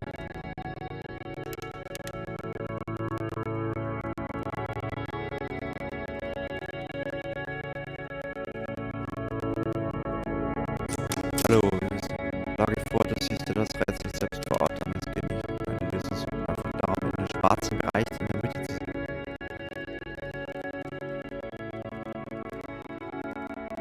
Warum sollte ich mich in den schwarzen Bereich setzen? Ach, das ist ziemlich ruhig und beschaulich. Das scheint am Anfang zwar nicht so. Man merkt es bald. Irgendwann.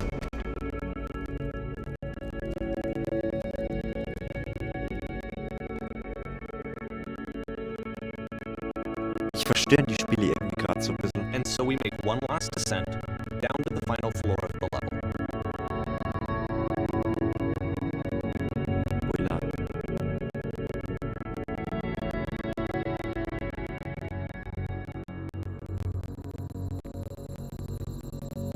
Oh je, wer wartet uns hier? It's a lamppost. Okay, I can't tell you quite why, but for some reason Coda fixates on this lamppost. It's going to appear at the end of every single one of his games from here on out. I'll tell you what I think. I think that up to this point, he's been making really strange and abstract games with no clear purpose, and maybe you can only float around in that headspace for so long. Because now he wants something to hold on to. He wants a reference point. He wants the work to be leading to something. He wants a destination, which is what this lamppost is. It's a destination. We're going to see it in the work as well. His games are just going to become a lot more cohesive, a lot more fully developed, with more of a clear idea behind them. And as we go, that idea will get clearer and clearer and clearer.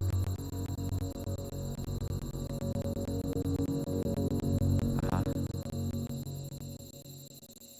Ist wirklich interessant. Wird gelangen. April 2009 sind wir jetzt. Aha.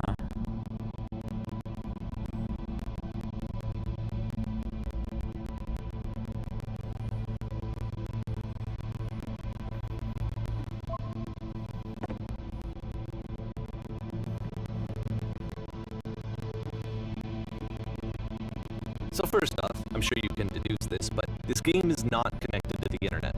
All of the notes that you're going to see have been written by Coda. This was actually the first game of his that I ever played. This was shortly after I met him at a weekend game jam in Sacramento, where I grew up. I saw him working on this very level, and it was just so different from anything that anyone else was doing. So right away I was like, I have to be friends with this person. In retrospect, I think I was probably a bit too pushy trying to get his attention. I was over-enthusiastic. But he was very gracious about it and very patient with me. And I cooled off eventually. Oh, feel free to skip over any of these notes if they're not doing anything for you. Nothing extra is going to happen if you read all of them. Either way, to me they convey a sense of loneliness. I see this person who's filled with thoughts and feelings and beliefs and has no way to express them except as scattered and unheard voices in a game that wasn't meant to be played. Was? But it's ironic, isn't it, that in playing this game and seeing how alone Coda often felt, that we get to know him better and actually kind of connect with him. And I have to be honest with you, this idea is really seductive to me. That I could just play someone's game and see the voices in their head and get to know them better and have to do less of the messy in-person socializing. I could just get to know you through your work. I think this is why I always liked Koda's games so much, is because it felt like they let me have that connection. It felt as though he was inviting me personally into his world. And then I feel less lonely too. Ich fand das krass.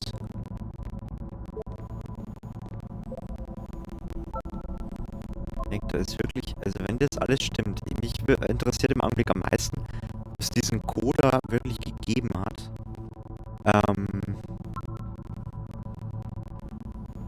Ob das wirklich seine Spiele sind, so wie er sie gemacht hat, weil das ist eigentlich schon interessant. Eine gewisse Art von Kunst, würde ich sagen.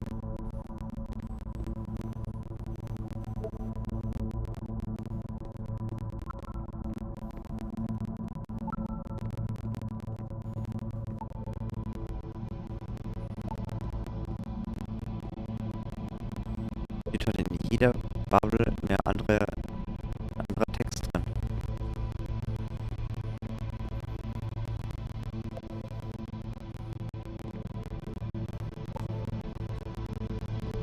Tatsächlich, man kann nicht fallen.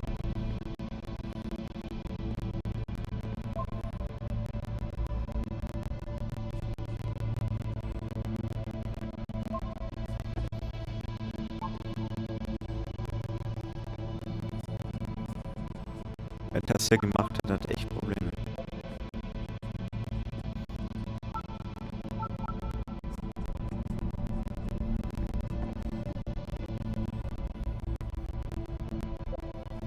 Geht er dir echt so ewig weiter?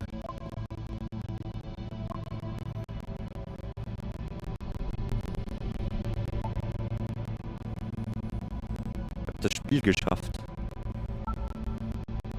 At the end of this level, we're going to see the puzzle again. And here, I'll tell you what I think the puzzle means. Each of these games represents an idea that was on Koda's mind at the time that he was making it. And the puzzle is a way of closing the door on a previous chapter of his life before moving on to the next one.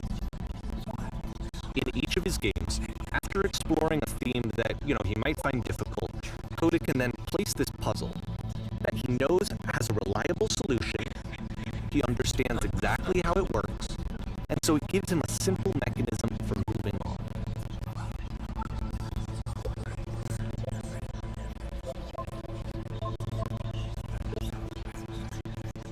And because there's this dark area between the doors, a space between spaces, before you move on, you get to pause. Just for a moment, a few seconds to reflect on and let go of the events that led you here. To step back and connect the pieces together, to grasp at that elusive bigger picture. Ja.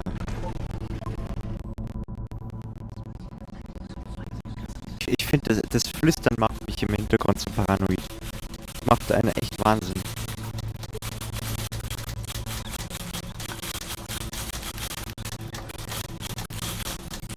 Aha.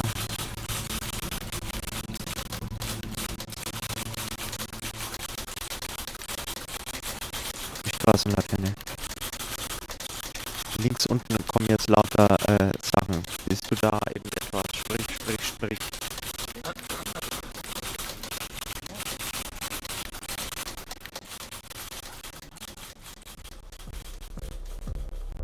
Okay, this Wollen one uns is das tough. Leben nicht It's gonna kind of just spin its own wheels for a few minutes.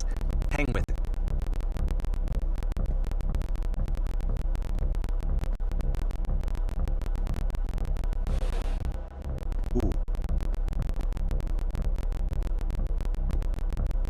Ein Hello Kitty hat er auch mit dran, oder?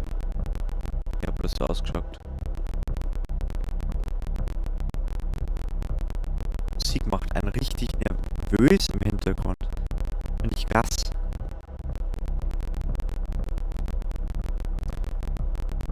Heizkörper ist beleuchtet.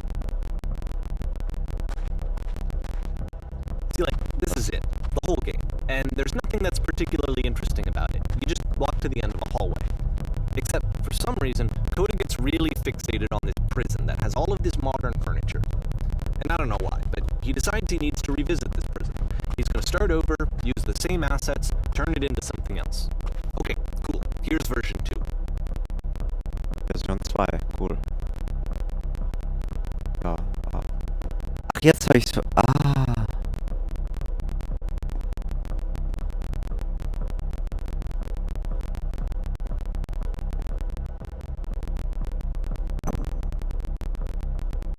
Was? Okay, und was ist mit der Wand? Wo ist das Bild von einem Pferd? Das war die Couch. Das Rahmen braucht etwas mehr zum Auflockern.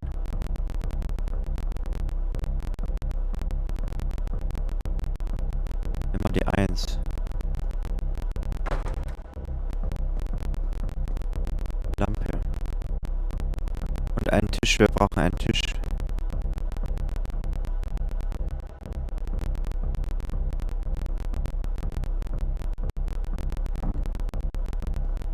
Er macht einfach, was er will.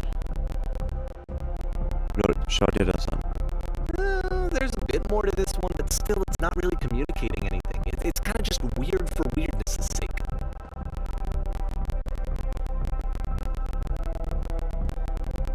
So okay, he throws it out and starts over. This time he comes at the prison idea from a different direction. Hallo, bitte geh vorwärts. Aha.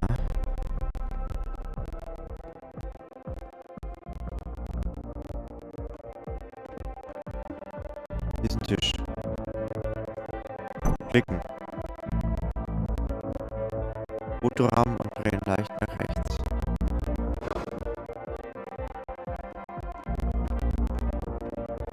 Stilllampe. Da.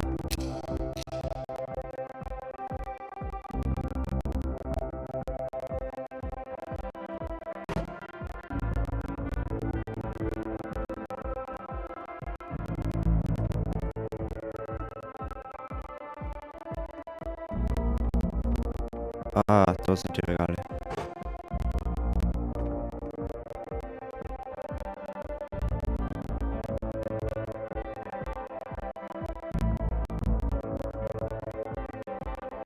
Aha.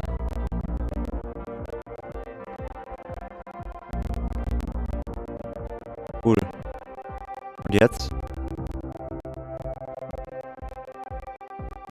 And of course, now the table is gone and you can't begin the chain of events to escape. Ja. Here's a version where there are no bars, but you can't actually get to the well. And then a version where the inside of the prison is the outside and the outside is the inside. Lol. Let me just blink you real quick through a few more of these. I mean, he really unloaded on this prison idea. There's nearly a dozen. Personally, I think it's awful to watch this. To see a person basically unraveling through their work. And for what? Like, at what point do you just go, maybe there are game ideas other than this prison that I could be working on? But Coda doesn't have that voice telling you to stop. That particular mechanism of defense against yourself. Without it, you just spiral. And so he keeps going and going and going and going and going. And then he hits on something. And he likes it. And that's it. He's done. He stops making prisons. This is the very last version of the prison game that he created. And the reason I think it works is that the prison is not actually in it. Lol.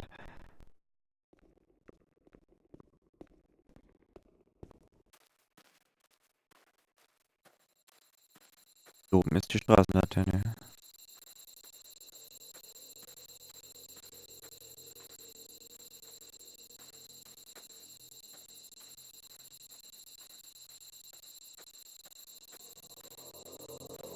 Telefonzelle.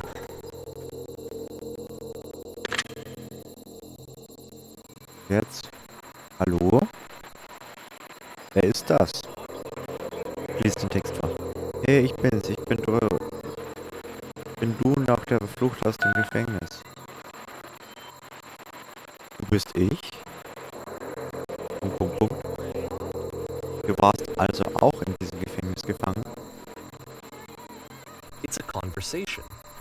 And so this is what Coda wants, is to be able to talk to someone, to share what's on his mind, and to get some good advice from someone who knows.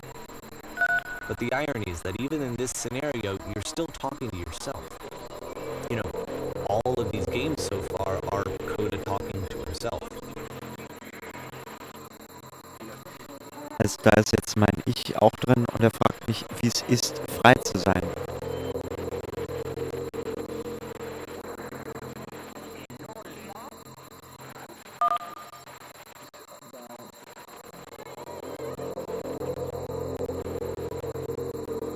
Da fühlst du schon was?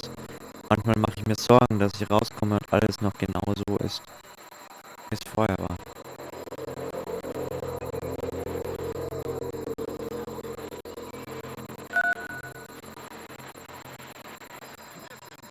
Oh nein, wie schrecklich. Das Schlimmste, was ich mir vorstellen kann.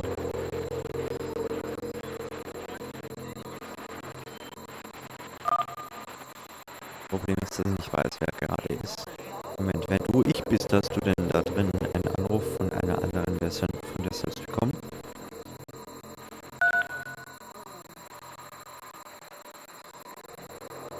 Ich sag, kommt mal raus, vielleicht kann ich kommen und dich suchen. Was muss ich tun?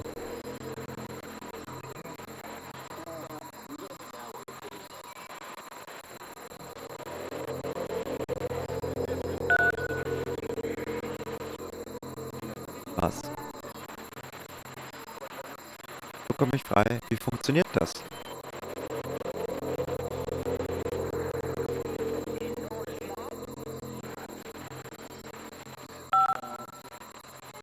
Oh, ich weiß nicht, ich drücke irgendwas.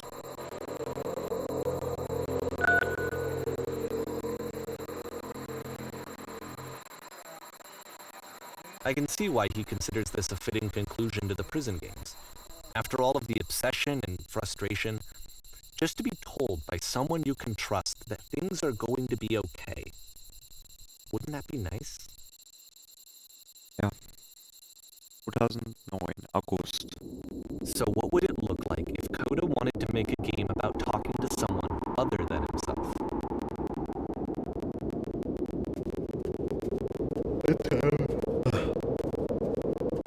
To me, this environment is meant to represent Coda's puzzle, with the two doors on either side and a dark transitional space between.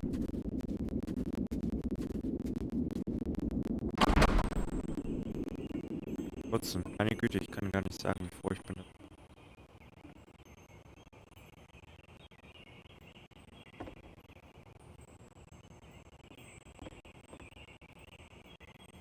You'll notice that the quality of the art is a step up from previous games, including this new and improved chat system, which he started using from this point on. From here on out, he begins putting much more effort into the visual polish of his work, and this particular game took 2 months to create as a result. Cool.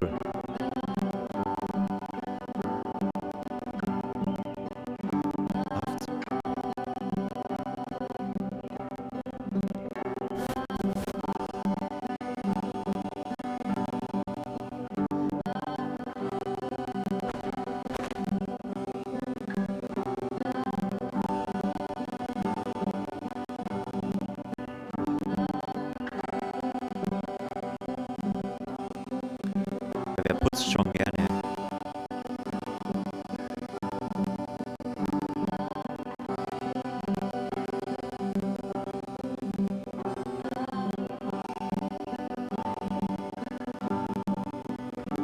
Bruder scheint sehr ordentlich zu sein.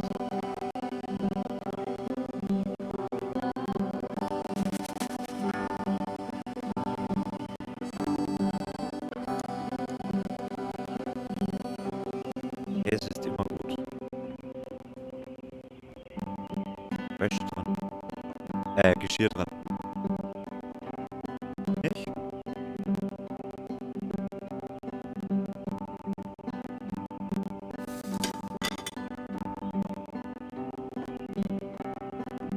Mann, ey.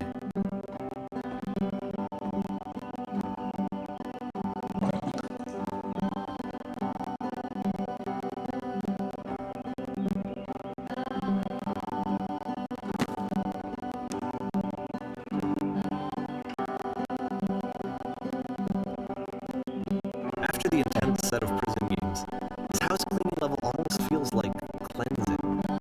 It's the moment after a particularly difficult or traumatic cinematic experience where you just need to let it sit and digest inside of you, and eventually cohere into something meaningful.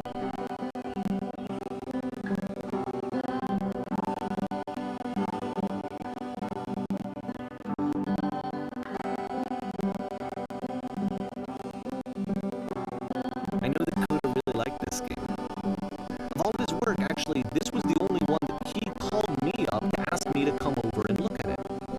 This was during a period of a few months where he was like grossly happy all the time. Just walked around with a constant smile on his face.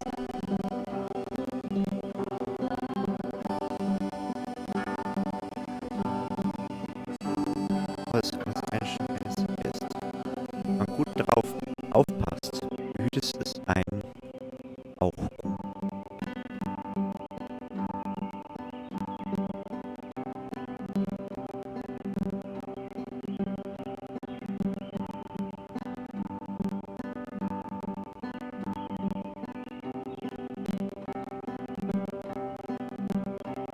Musik toll, so richtiges nachdenkliches Spiel und dazu die Musik ist halt perfekt gewählt. Also ich habe Spiele gespielt, wo bedeutend schlechter waren. Also musisch gesehen.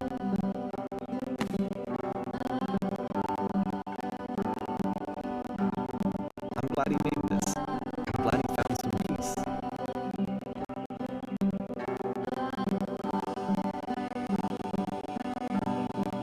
Hat eine But, Frage. of course, can't last. The music stops, your companion is gone, it's time to leave. The door at the top of the hill is now open as well. Again, you can't stay in the dark space for too long. You just can't. You have to keep moving. It's how you stay alive.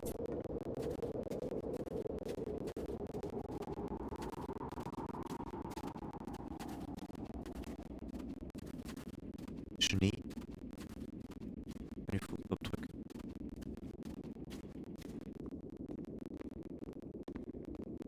Ah, das ist ein Bild. Which is the whole point of the puzzle doors, right? That sooner or later you have to pick up and move. I really thought that was the point of it.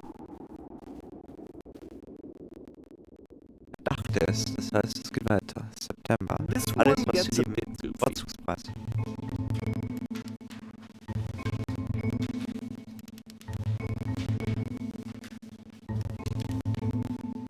Beruflich besser. Jung zu vertiefen. Nein. Du bist gekommen, weil du perfekt werden möchtest. This workshop is going to teach you how to be perfect. Ich möchte, dass du deine Freunde, die Menschen im Leben ansehen und denken, wow, diese Person ist ein besserer Mensch als ich. Also gut, aber welche Person in deinem Leben denkst du? Welche Person kennst du, die so perfekt ist, dass du für dich selbst nur noch Abscheu empfindest? Im Vergleich zu wem fühlst du dich unnütz, egoistisch, undankbar? Werde dich in eine solche Person verwandeln. Perfection is within your grasp. Die Frage ist nicht, wie wir das schaffen, sondern wie wir das mit möglichst wenig About Aufwand halfway schaffen. through Das the ist game, the einfach. perspective shifts. Wow.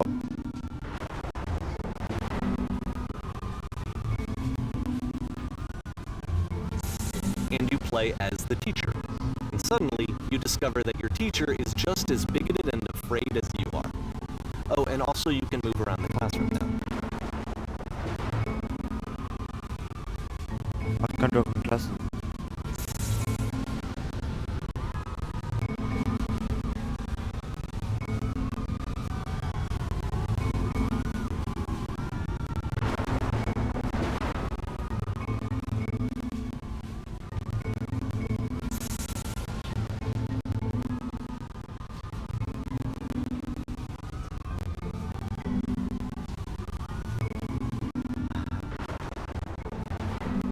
Die Antworten sind halt das unterbewusste, das tiefgründige, das noch nicht.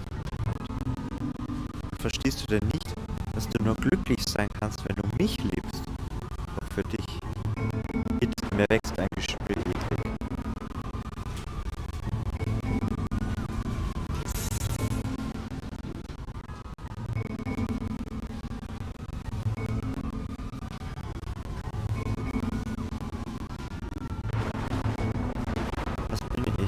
Was, wenn ich kein guter Lehrer bin? Nein, Leute da hinten irgendwas aus dem Raum. Vorsicht. Sowas am einfachsten ist. Fühle, was war's.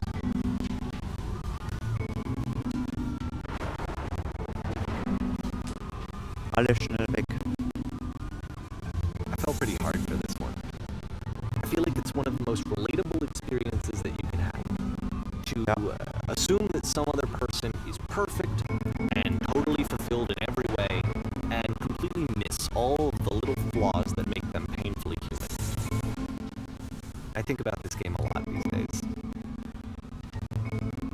Januar 2010. Ich muss ehrlich sagen. This one took a lot longer than all the others for Coda to make. Sorry. It was 4 months between this and the last one. That's twice as long as it took him to make any other game before this, and it's not like it's particularly complex, so I remember I found that a little strange at the time. Ich muss ehrlich sagen, das ist normal ein Spiel, das ich nicht kommentiere. Einfach, man muss sich darauf konzentrieren, man muss nur das Spiel im Kopf haben.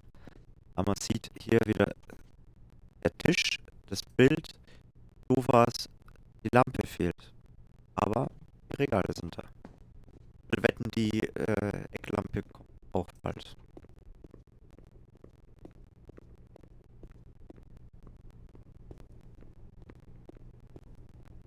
Ja. Der Boden. 3 Ebenen. Boah, bin ich jetzt erschrocken.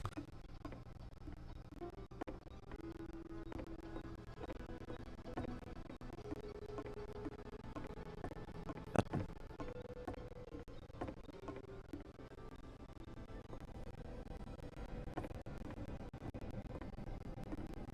Ich würde ja gerne wieder runter. Da ist eine Wand.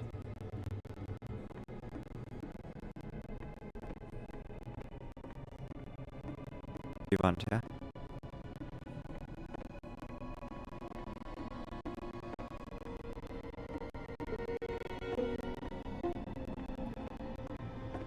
Anfang lehnst du einfach an die Wand. Bleibt genauso. WTF.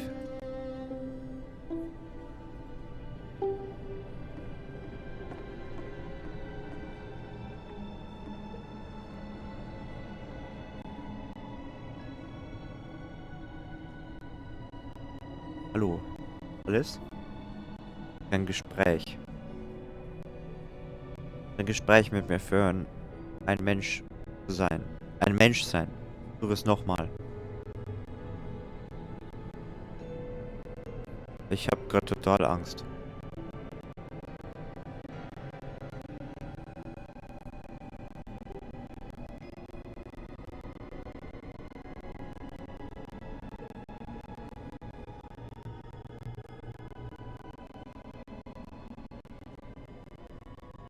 Ah.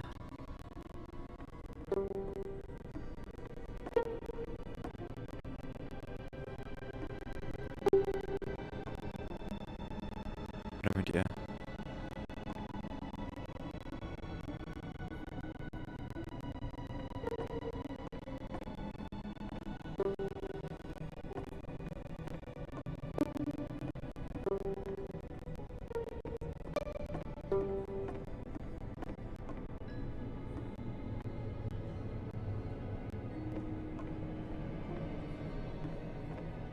Von der Bühne.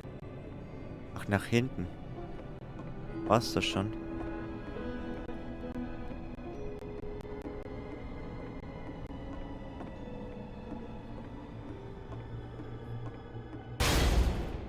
Gefängnis.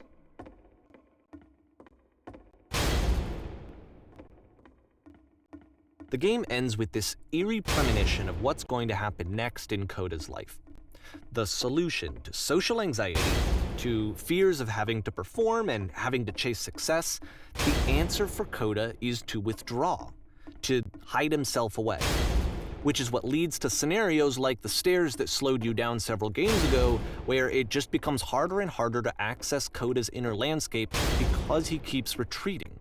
He just keeps backing away from possible connections to anyone other than himself. And to be honest, I didn't consider it very helpful when I first played this game. You know, it looked to me like he was trying to justify the idea of just disconnecting yourself from the world. And that wasn't what I wanted for him or for his games. Because I feel like a lot of his games are inviting me to connect with this person, to bring him closer. But what can you do? After this, Coda went off and took another 5 months to make a new game. Juni 2010. Möbiusflug. Um dieses Spiel richtig solltest du deine Augen schließen. Klicke, um das Spiel zu beginnen. Ich schließe die Augen jetzt nicht.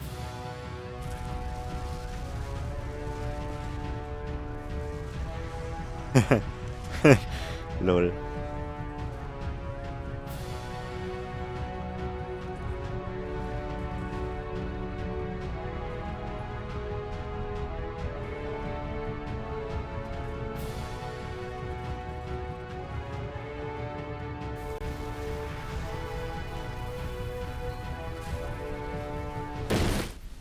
Fuck.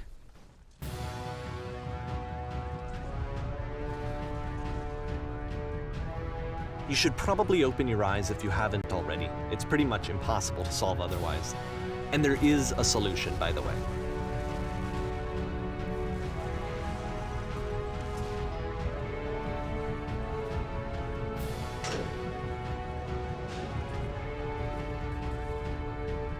Help me.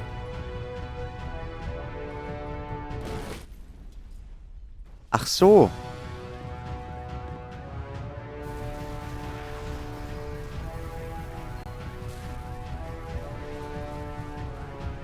Muss einfach nur schnell genug sein.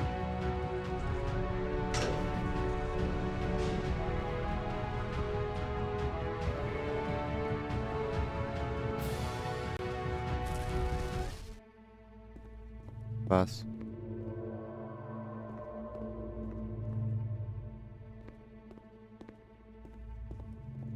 Like I said, I was getting concerned. First off, he's never been this explicit in his work about exactly what he's thinking. So where's that coming from? But then even weirder, his work has potentially stopped being an outlet for him. Not like he's having trouble iterating on ideas, but he literally just can't think of new ideas anymore. And in person, he was being a lot more distant than usual. Like, you know how sometimes a person will just deflect anything that you say in order to keep themselves disconnected all the time? It was that kind of thing. Here was the point in my relationship with Coda where I really started to wonder if he needed my help in some way.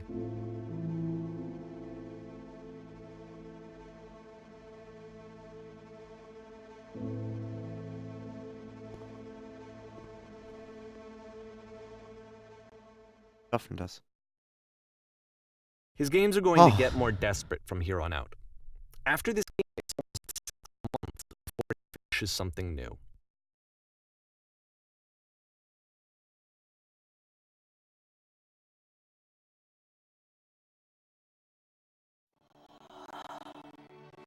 Wow.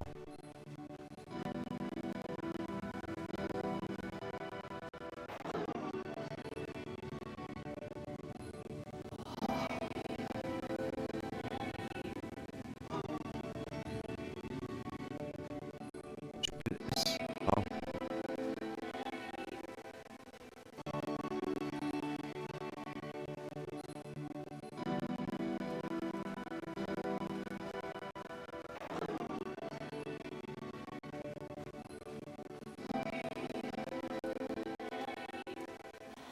Frustrierend.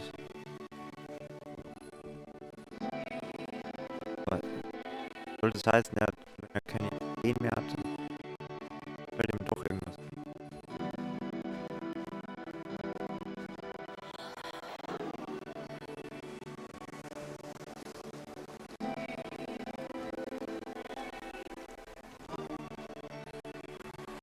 Weit von hier.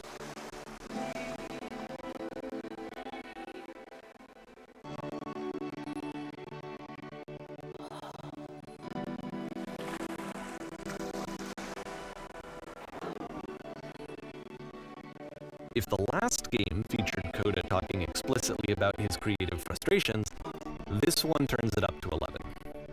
Now, put yourself in my shoes playing this. Here's a friend whose work is exhibiting signs of struggle, frustration, anxiety, depression, even. And yet, still, he keeps making games. He keeps throwing himself into the grinder even when he clearly doesn't have the energy for it anymore. Why? What is it for? Because from my perspective at the time, and just what I knew of him, this was a result of how isolated he was. He was in his own little bubble, just sitting at his computer all day, not really showing these games to anyone, not releasing them onto the internet, and so he didn't have anyone outside of himself to connect with. He had no outlet to ground himself on.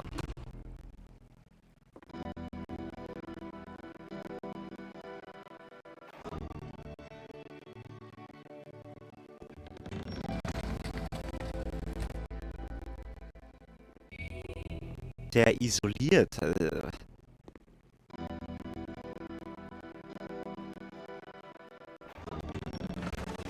Ja, nicht isoliert ist. Ja, You can't strange. talk Einfach. yourself out of loneliness. It doesn't work that way. You can't be the one writing both the questions and the answers. Then there's no movement. Then there's no circulation. If all of your anxieties are being channeled into your work, then if the work ever fails, you have no backup and you're just going to crash.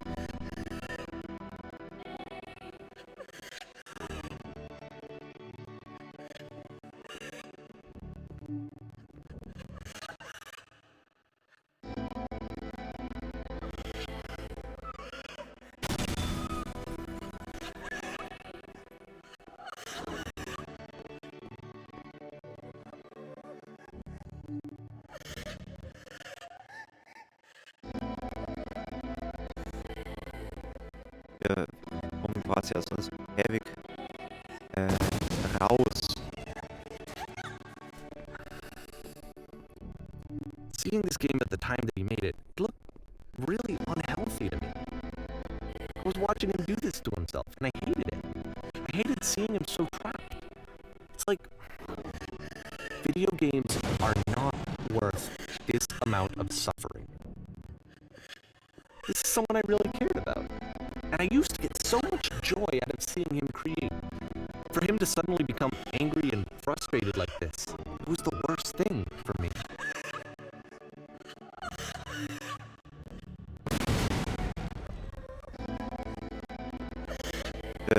Dem Entwickler jetzt hier. This is what I felt at the time. I don't know how else to explain it. I wanted it to stop more than anything. I had never felt so rotten.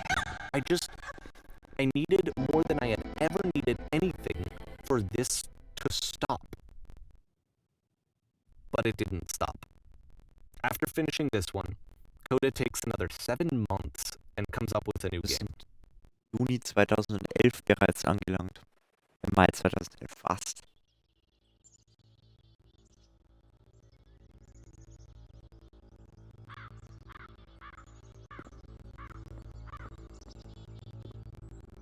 Schön zu sehen, dass sie gut angekommen sind.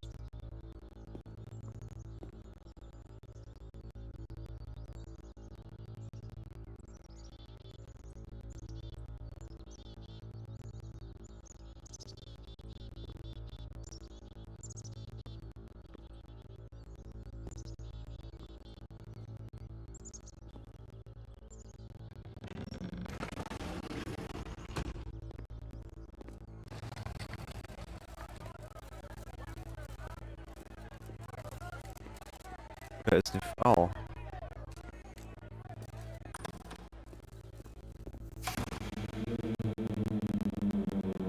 And of course, it's the machine.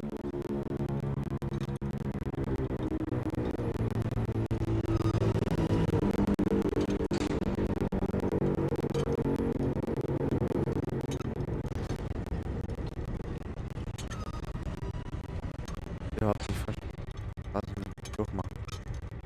Davon wirklich.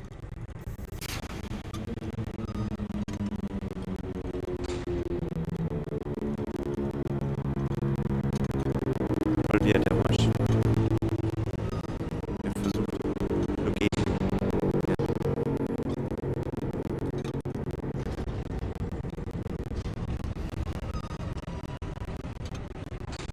Der Teller.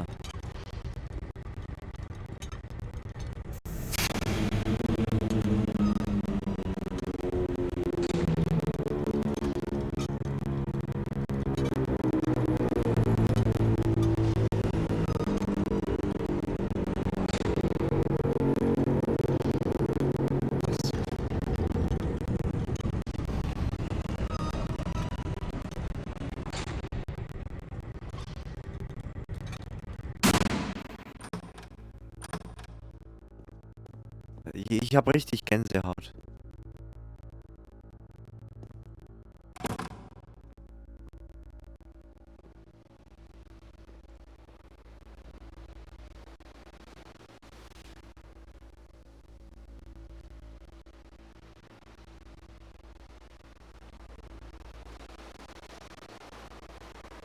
Aha.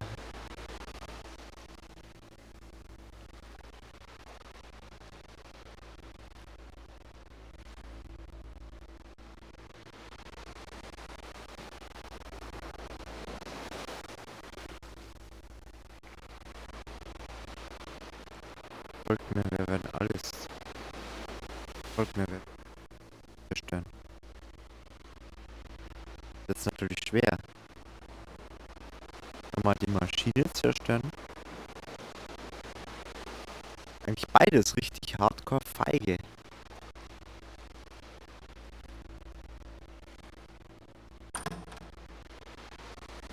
Oder? Das Theater schon wieder.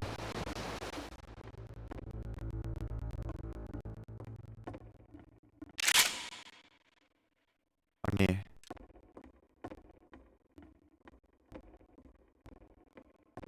Auch nicht schlimm. Wieder nicht von der Bühne. Vorhänge sind am Rand geschlossen. Remember, you can click to fire the gun.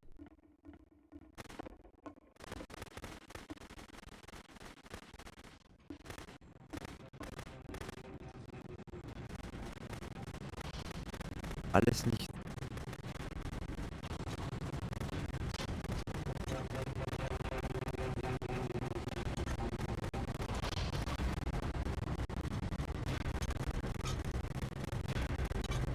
So now the work is becoming self-destructive.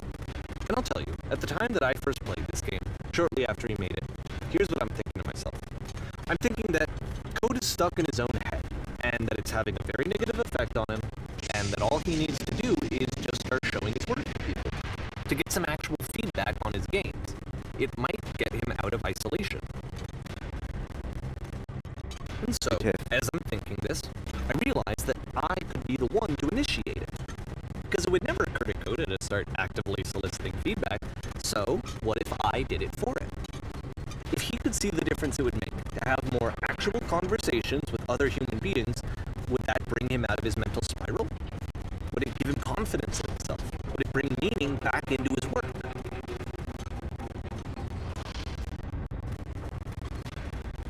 Glaub's nicht. Kann sein, dass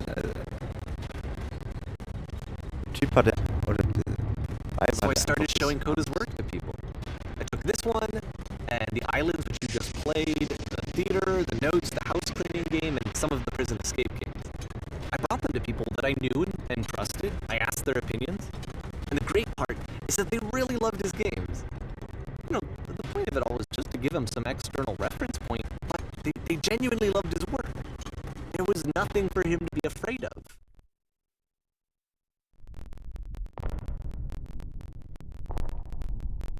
Maschine.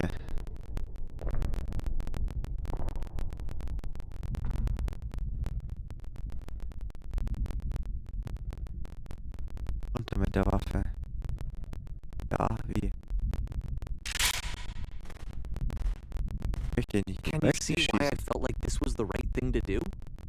Because it's the thing that I always feel like I need, to be told that my work is good, that I am good. When someone really connects with the thing that I've made, when they see themselves purely in my work, there's nothing that feels better. And I got to give that very same feeling to my friend. I did something, I really felt like I'd done something good, like I was a good person. I felt like there was a friend who was in trouble and was unhappy and maybe didn't like themselves, and I could fix it. If I could give him this gift, maybe I could fix the problem. When they told me how much they enjoyed his games, it was the best feeling. It's the absolute best feeling. It made me feel so happy. So beautifully, beautifully happy.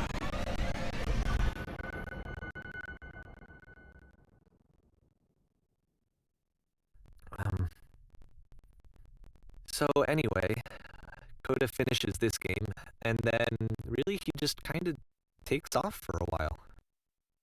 So this is June of 2011, and I didn't hear anything from him for several weeks, I guess. And so out of nowhere, one day I get an email, and it's got a private link to a new game of Coda's. Ah, This one is called The Tower, and to my knowledge, it's the last game that Coda ever made. So let's take a look. ich glaube, der Mann, also Juni 2011, ist klar, der Turm. Einfach bloß Angst, dass irgendjemand was gegen ihn sagt. Man weiß ja nicht, oder wegen einer Frau, das kann ja And this alles. is where I have trouble saying anything meaningful about Coda's work. Because more than anything else, the tower just feels distant. It feels like it's trying to distance itself from the world. It's a very cold game. Gar nicht irgendwie, dass sich der am Schluss selbst umbringt. Rein von dem Spiel. Mal mehr von der Welt ziehen will. Elend. Keine Lust mehr drauf hat. This room actually has a maze in it. Except Okay. that all the walls of the maze are invisible. And then every time you touch one of the walls, there's this awful flashing and noise. So the experience is really miserable.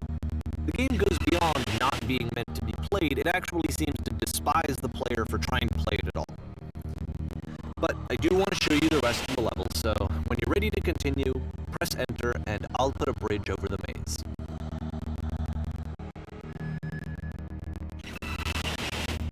Wir machen jetzt einfach mal das.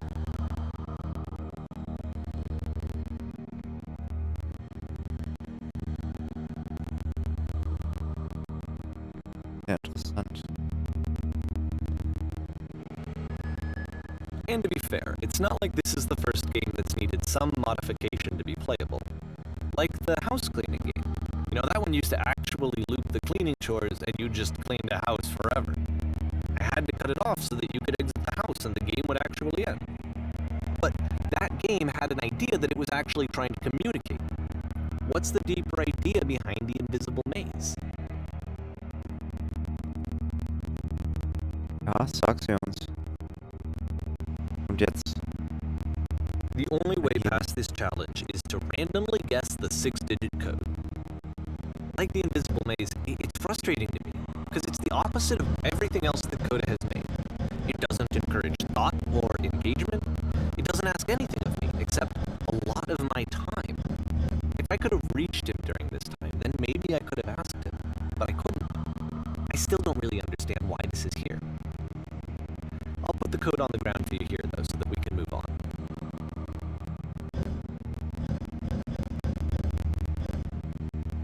Ach, fuck.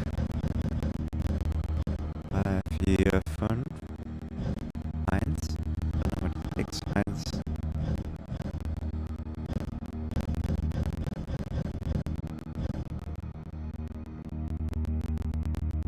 F. Ach ja.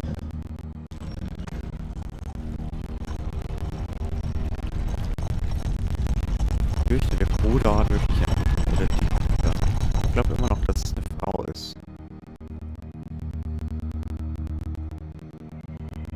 Sollte es als die Frau oder das sieht sie euch an in der Presse da deuten. The switch to open this door is actually on the other side of the door, meaning that it's literally impossible to solve from this side. So even if you somehow brute forced your way through the first two challenges, and you got to this point, there's actually just no way to progress. And it's scary for me, the idea of Coda cutting himself off entirely, just saying, you know, that's it, that's the end of the conversation, not giving me any way to fix the problem. I feel like a failure, I guess, when I can't fix the problem. But I can open this door for you, so let me do that. Thank you very much.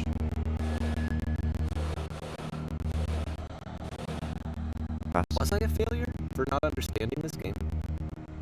I mean, I don't know why I would be. It's not like everything needs to have a solution, but I feel it somehow. I feel like I failed, and I don't understand why. I remember, it's June of 2011,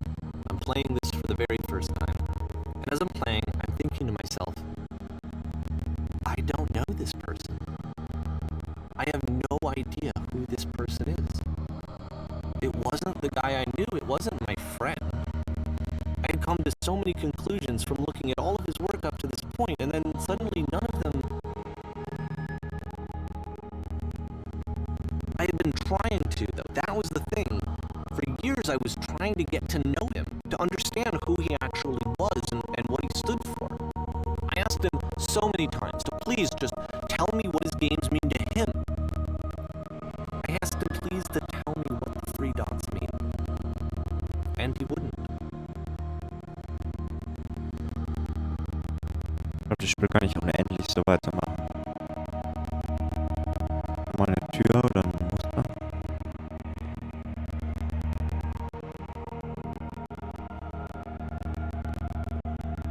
Da oben wird's farbig. I just felt so strongly that if I could have connected with him, that if I could have somehow made his work my own, that I would finally be once and for all happy. It was that I needed to see myself in someone else. I needed to be someone other than me. But he stopped and left, and it felt somehow like I had failed.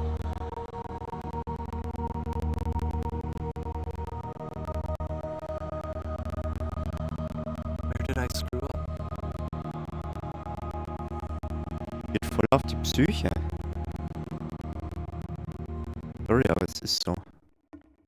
Lieber David, vielen Dank für dein Interesse an meinem Spiel. I'm Ich the bin- reason that you stopped making games, aren't I? It's because of what I did. I poisoned it for you.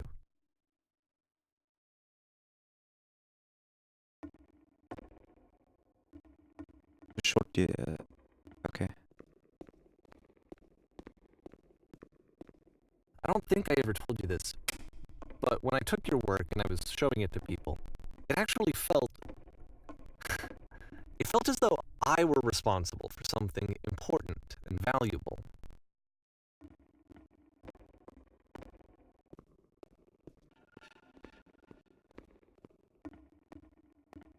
And the people who played them, they treated me like I was important. They really listened and cared about what I had to say. Even though I was showing your work, it was... I felt good about myself. Finally.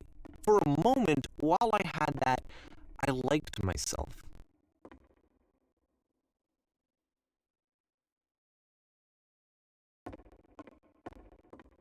Lesen kannst selber, aber schau mir das selbst auch immer ein bisschen an.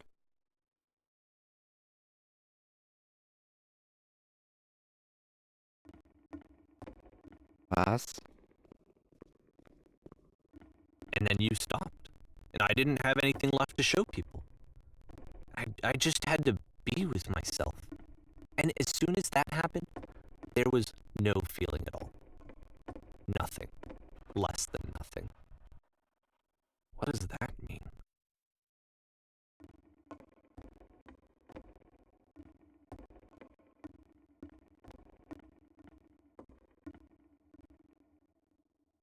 Mal keine neuen Ideen. Wir hören ab.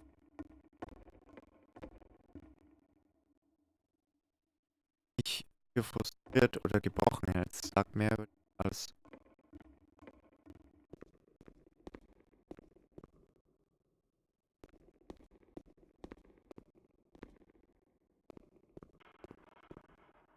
I'm afraid that I did something really stupid because I don't like myself.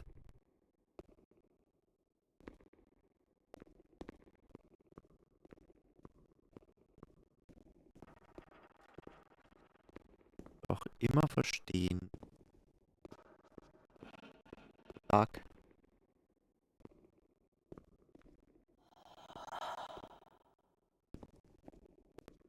That's why I'm releasing this collection of your work, is because I haven't been able to find any other way to reach you. I've tried everything. And so a part of me has hope that if I put this compilation out into the world, and if I put my name on it, that maybe enough people will play it so that it'll find its way to you, so that I can tell you that I'm sorry. I know I screwed up. If I apologize to you truly and deeply, will you start making games again? Please. I need to feel okay with myself again. And I always felt okay as long as I had your work to see myself in. I mean, is something wrong with me? Because I know that I did an awful thing, and I'm doing it again right now. Like, I'm showing people your work, but I can't stop myself from doing it. That's how badly I need to feel something again, like I'm an addict. There has to be something wrong with me. Can I apologize? What if I tell you I was wrong? Will that work? Will that fix it? I don't know. I don't think it will, but there's nothing else that I can do. Just tell me what you want. I'm sorry. I'm sorry. Please, start making games again. Please help me. Please give me some of whatever it is that makes you complete. I want whatever that wholeness is that you just summoned out of nothing and you put into your work. You were complete in some way that I never was. I want to know how to be a good person. I want to know how not to hate myself. Please. I'm fading, and all I want is to know that I'm going to be okay. Okay.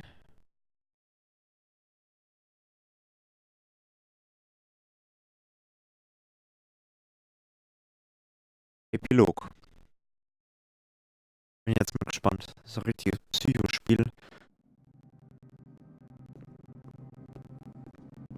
Und ich frage mich, ob das wirklich stimmt. Das ist eigentlich das, was mich am allermeisten passiert.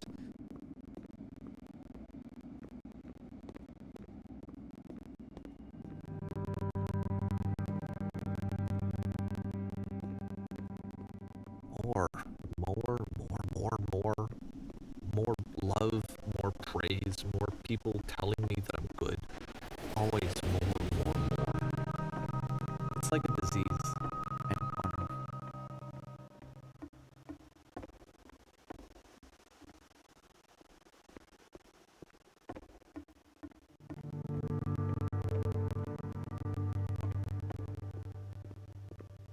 Irgendwie eine Möglichkeit, ins Spiel zu kommen.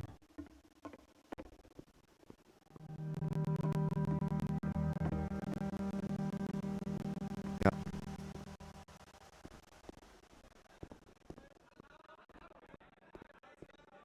Ja, was? Solution.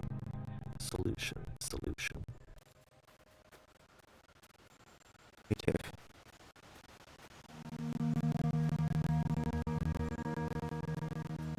I guess if someone had told me ahead of time that he just really enjoyed making prison games, maybe I wouldn't have thought he was so desperate.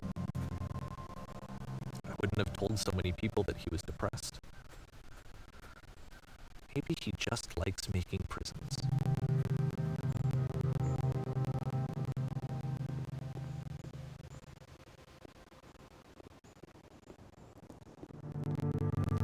Fällt im Augenblick ehrlich gesagt gar nichts an, was ich jetzt kommentieren könnte. Even now, the disease is telling me to stop. Don't show people what a shitty person you are. They'll hate you.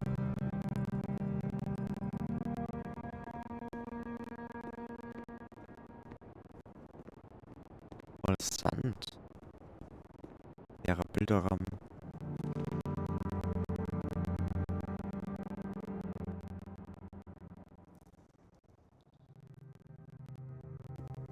Jetzt.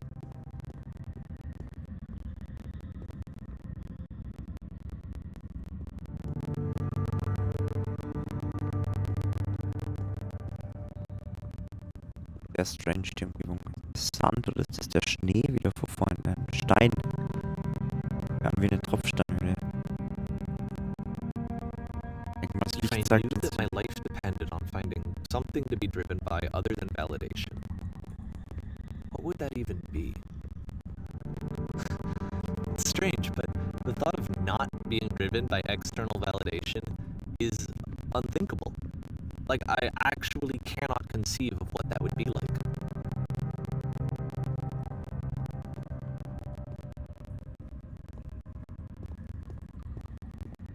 Wieder an die Reihe.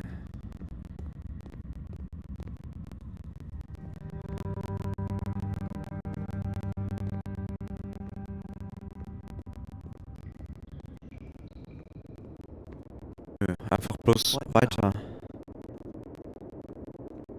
Geht nicht links, geht nicht rechts runter. Einfach nur den Weg entlang.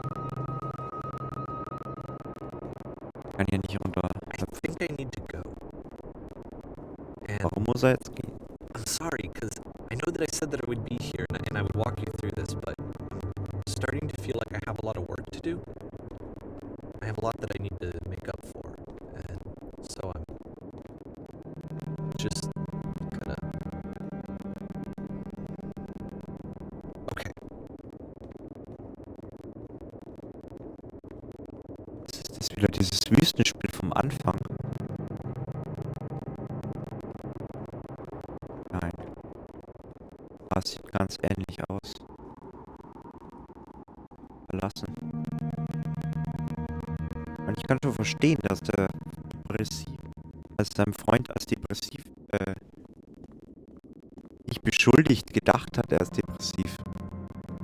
Aber ich meine, er ist schon sehr einsam.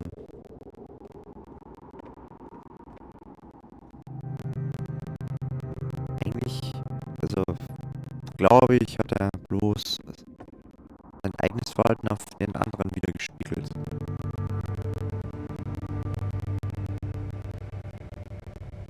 Ja, jetzt geht's hier hoch. Jetzt ist der Sand rein.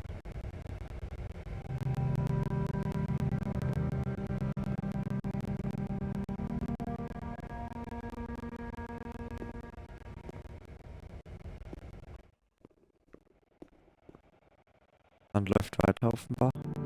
Nein, geht weiter.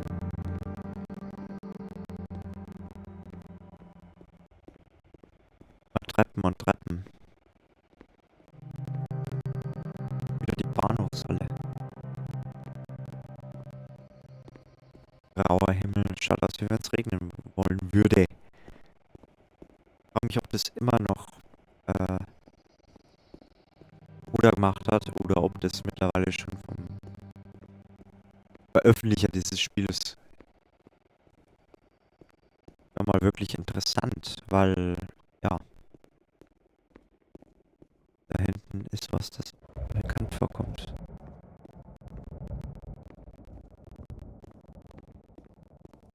Der Strahl aus dem ersten Haus, der Flüstermaschine.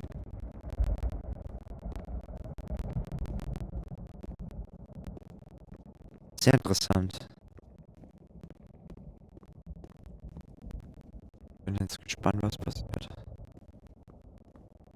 Eigentlich sollten wir dabei sterben. Aber der Glitch, wir erinnern uns einmal an den Anfang, bringt uns über die Welt. Jetzt auch.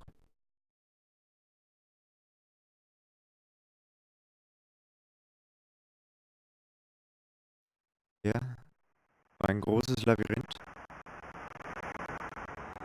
Mal mit offenen Universum.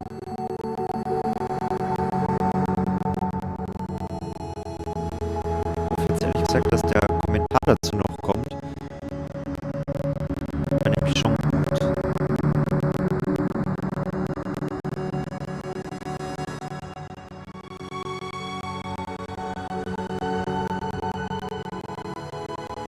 Das ist strange. Aber irgendwie schön.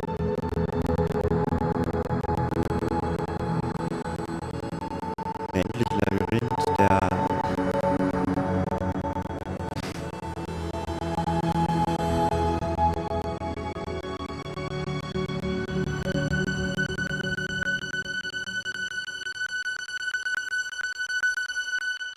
Musik aus.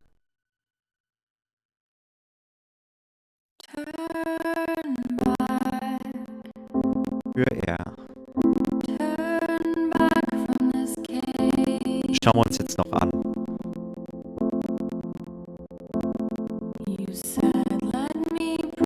Aber ich werde ohne die Folgen Musik.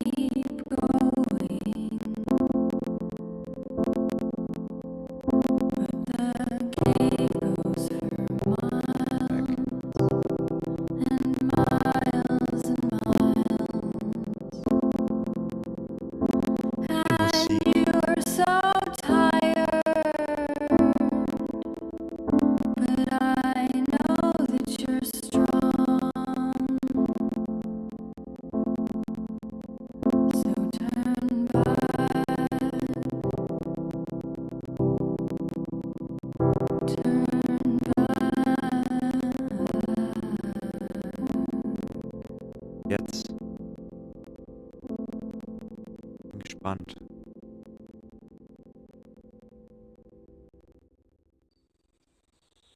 Das war's. Also, das Spiel hat sich auch gleich beendet. Finde ich toll. ähm, The Beginner's Guide. Ein sehr tiefgründiges Spiel. Ähm, ich habe ehrlich gesagt keine Ahnung, inwiefern da die Realitätszusammenhänge sind. Ich fände es interessant, wenn es wahr ist, die ganze Geschichte. Weil es halt doch sehr, sehr tiefgründig ist. Aber ich finde es toll. Mir gefällt's. Eigentlich ein Spiel, das für Commentary so schlecht ist wie noch gerade irgendwas. Naja. So viel zu meinen abschließenden Worten.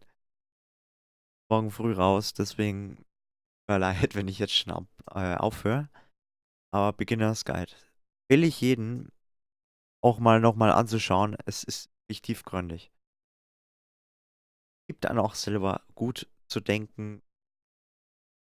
Vielen Dank fürs Zuschauen. Bis voraussichtlich morgen wieder hier auf YouTube und Twitch, also bei der Systemhütte und bei ZonakLP auf Twitch. Vielen Dank und bis zum nächsten Mal. Tschüss.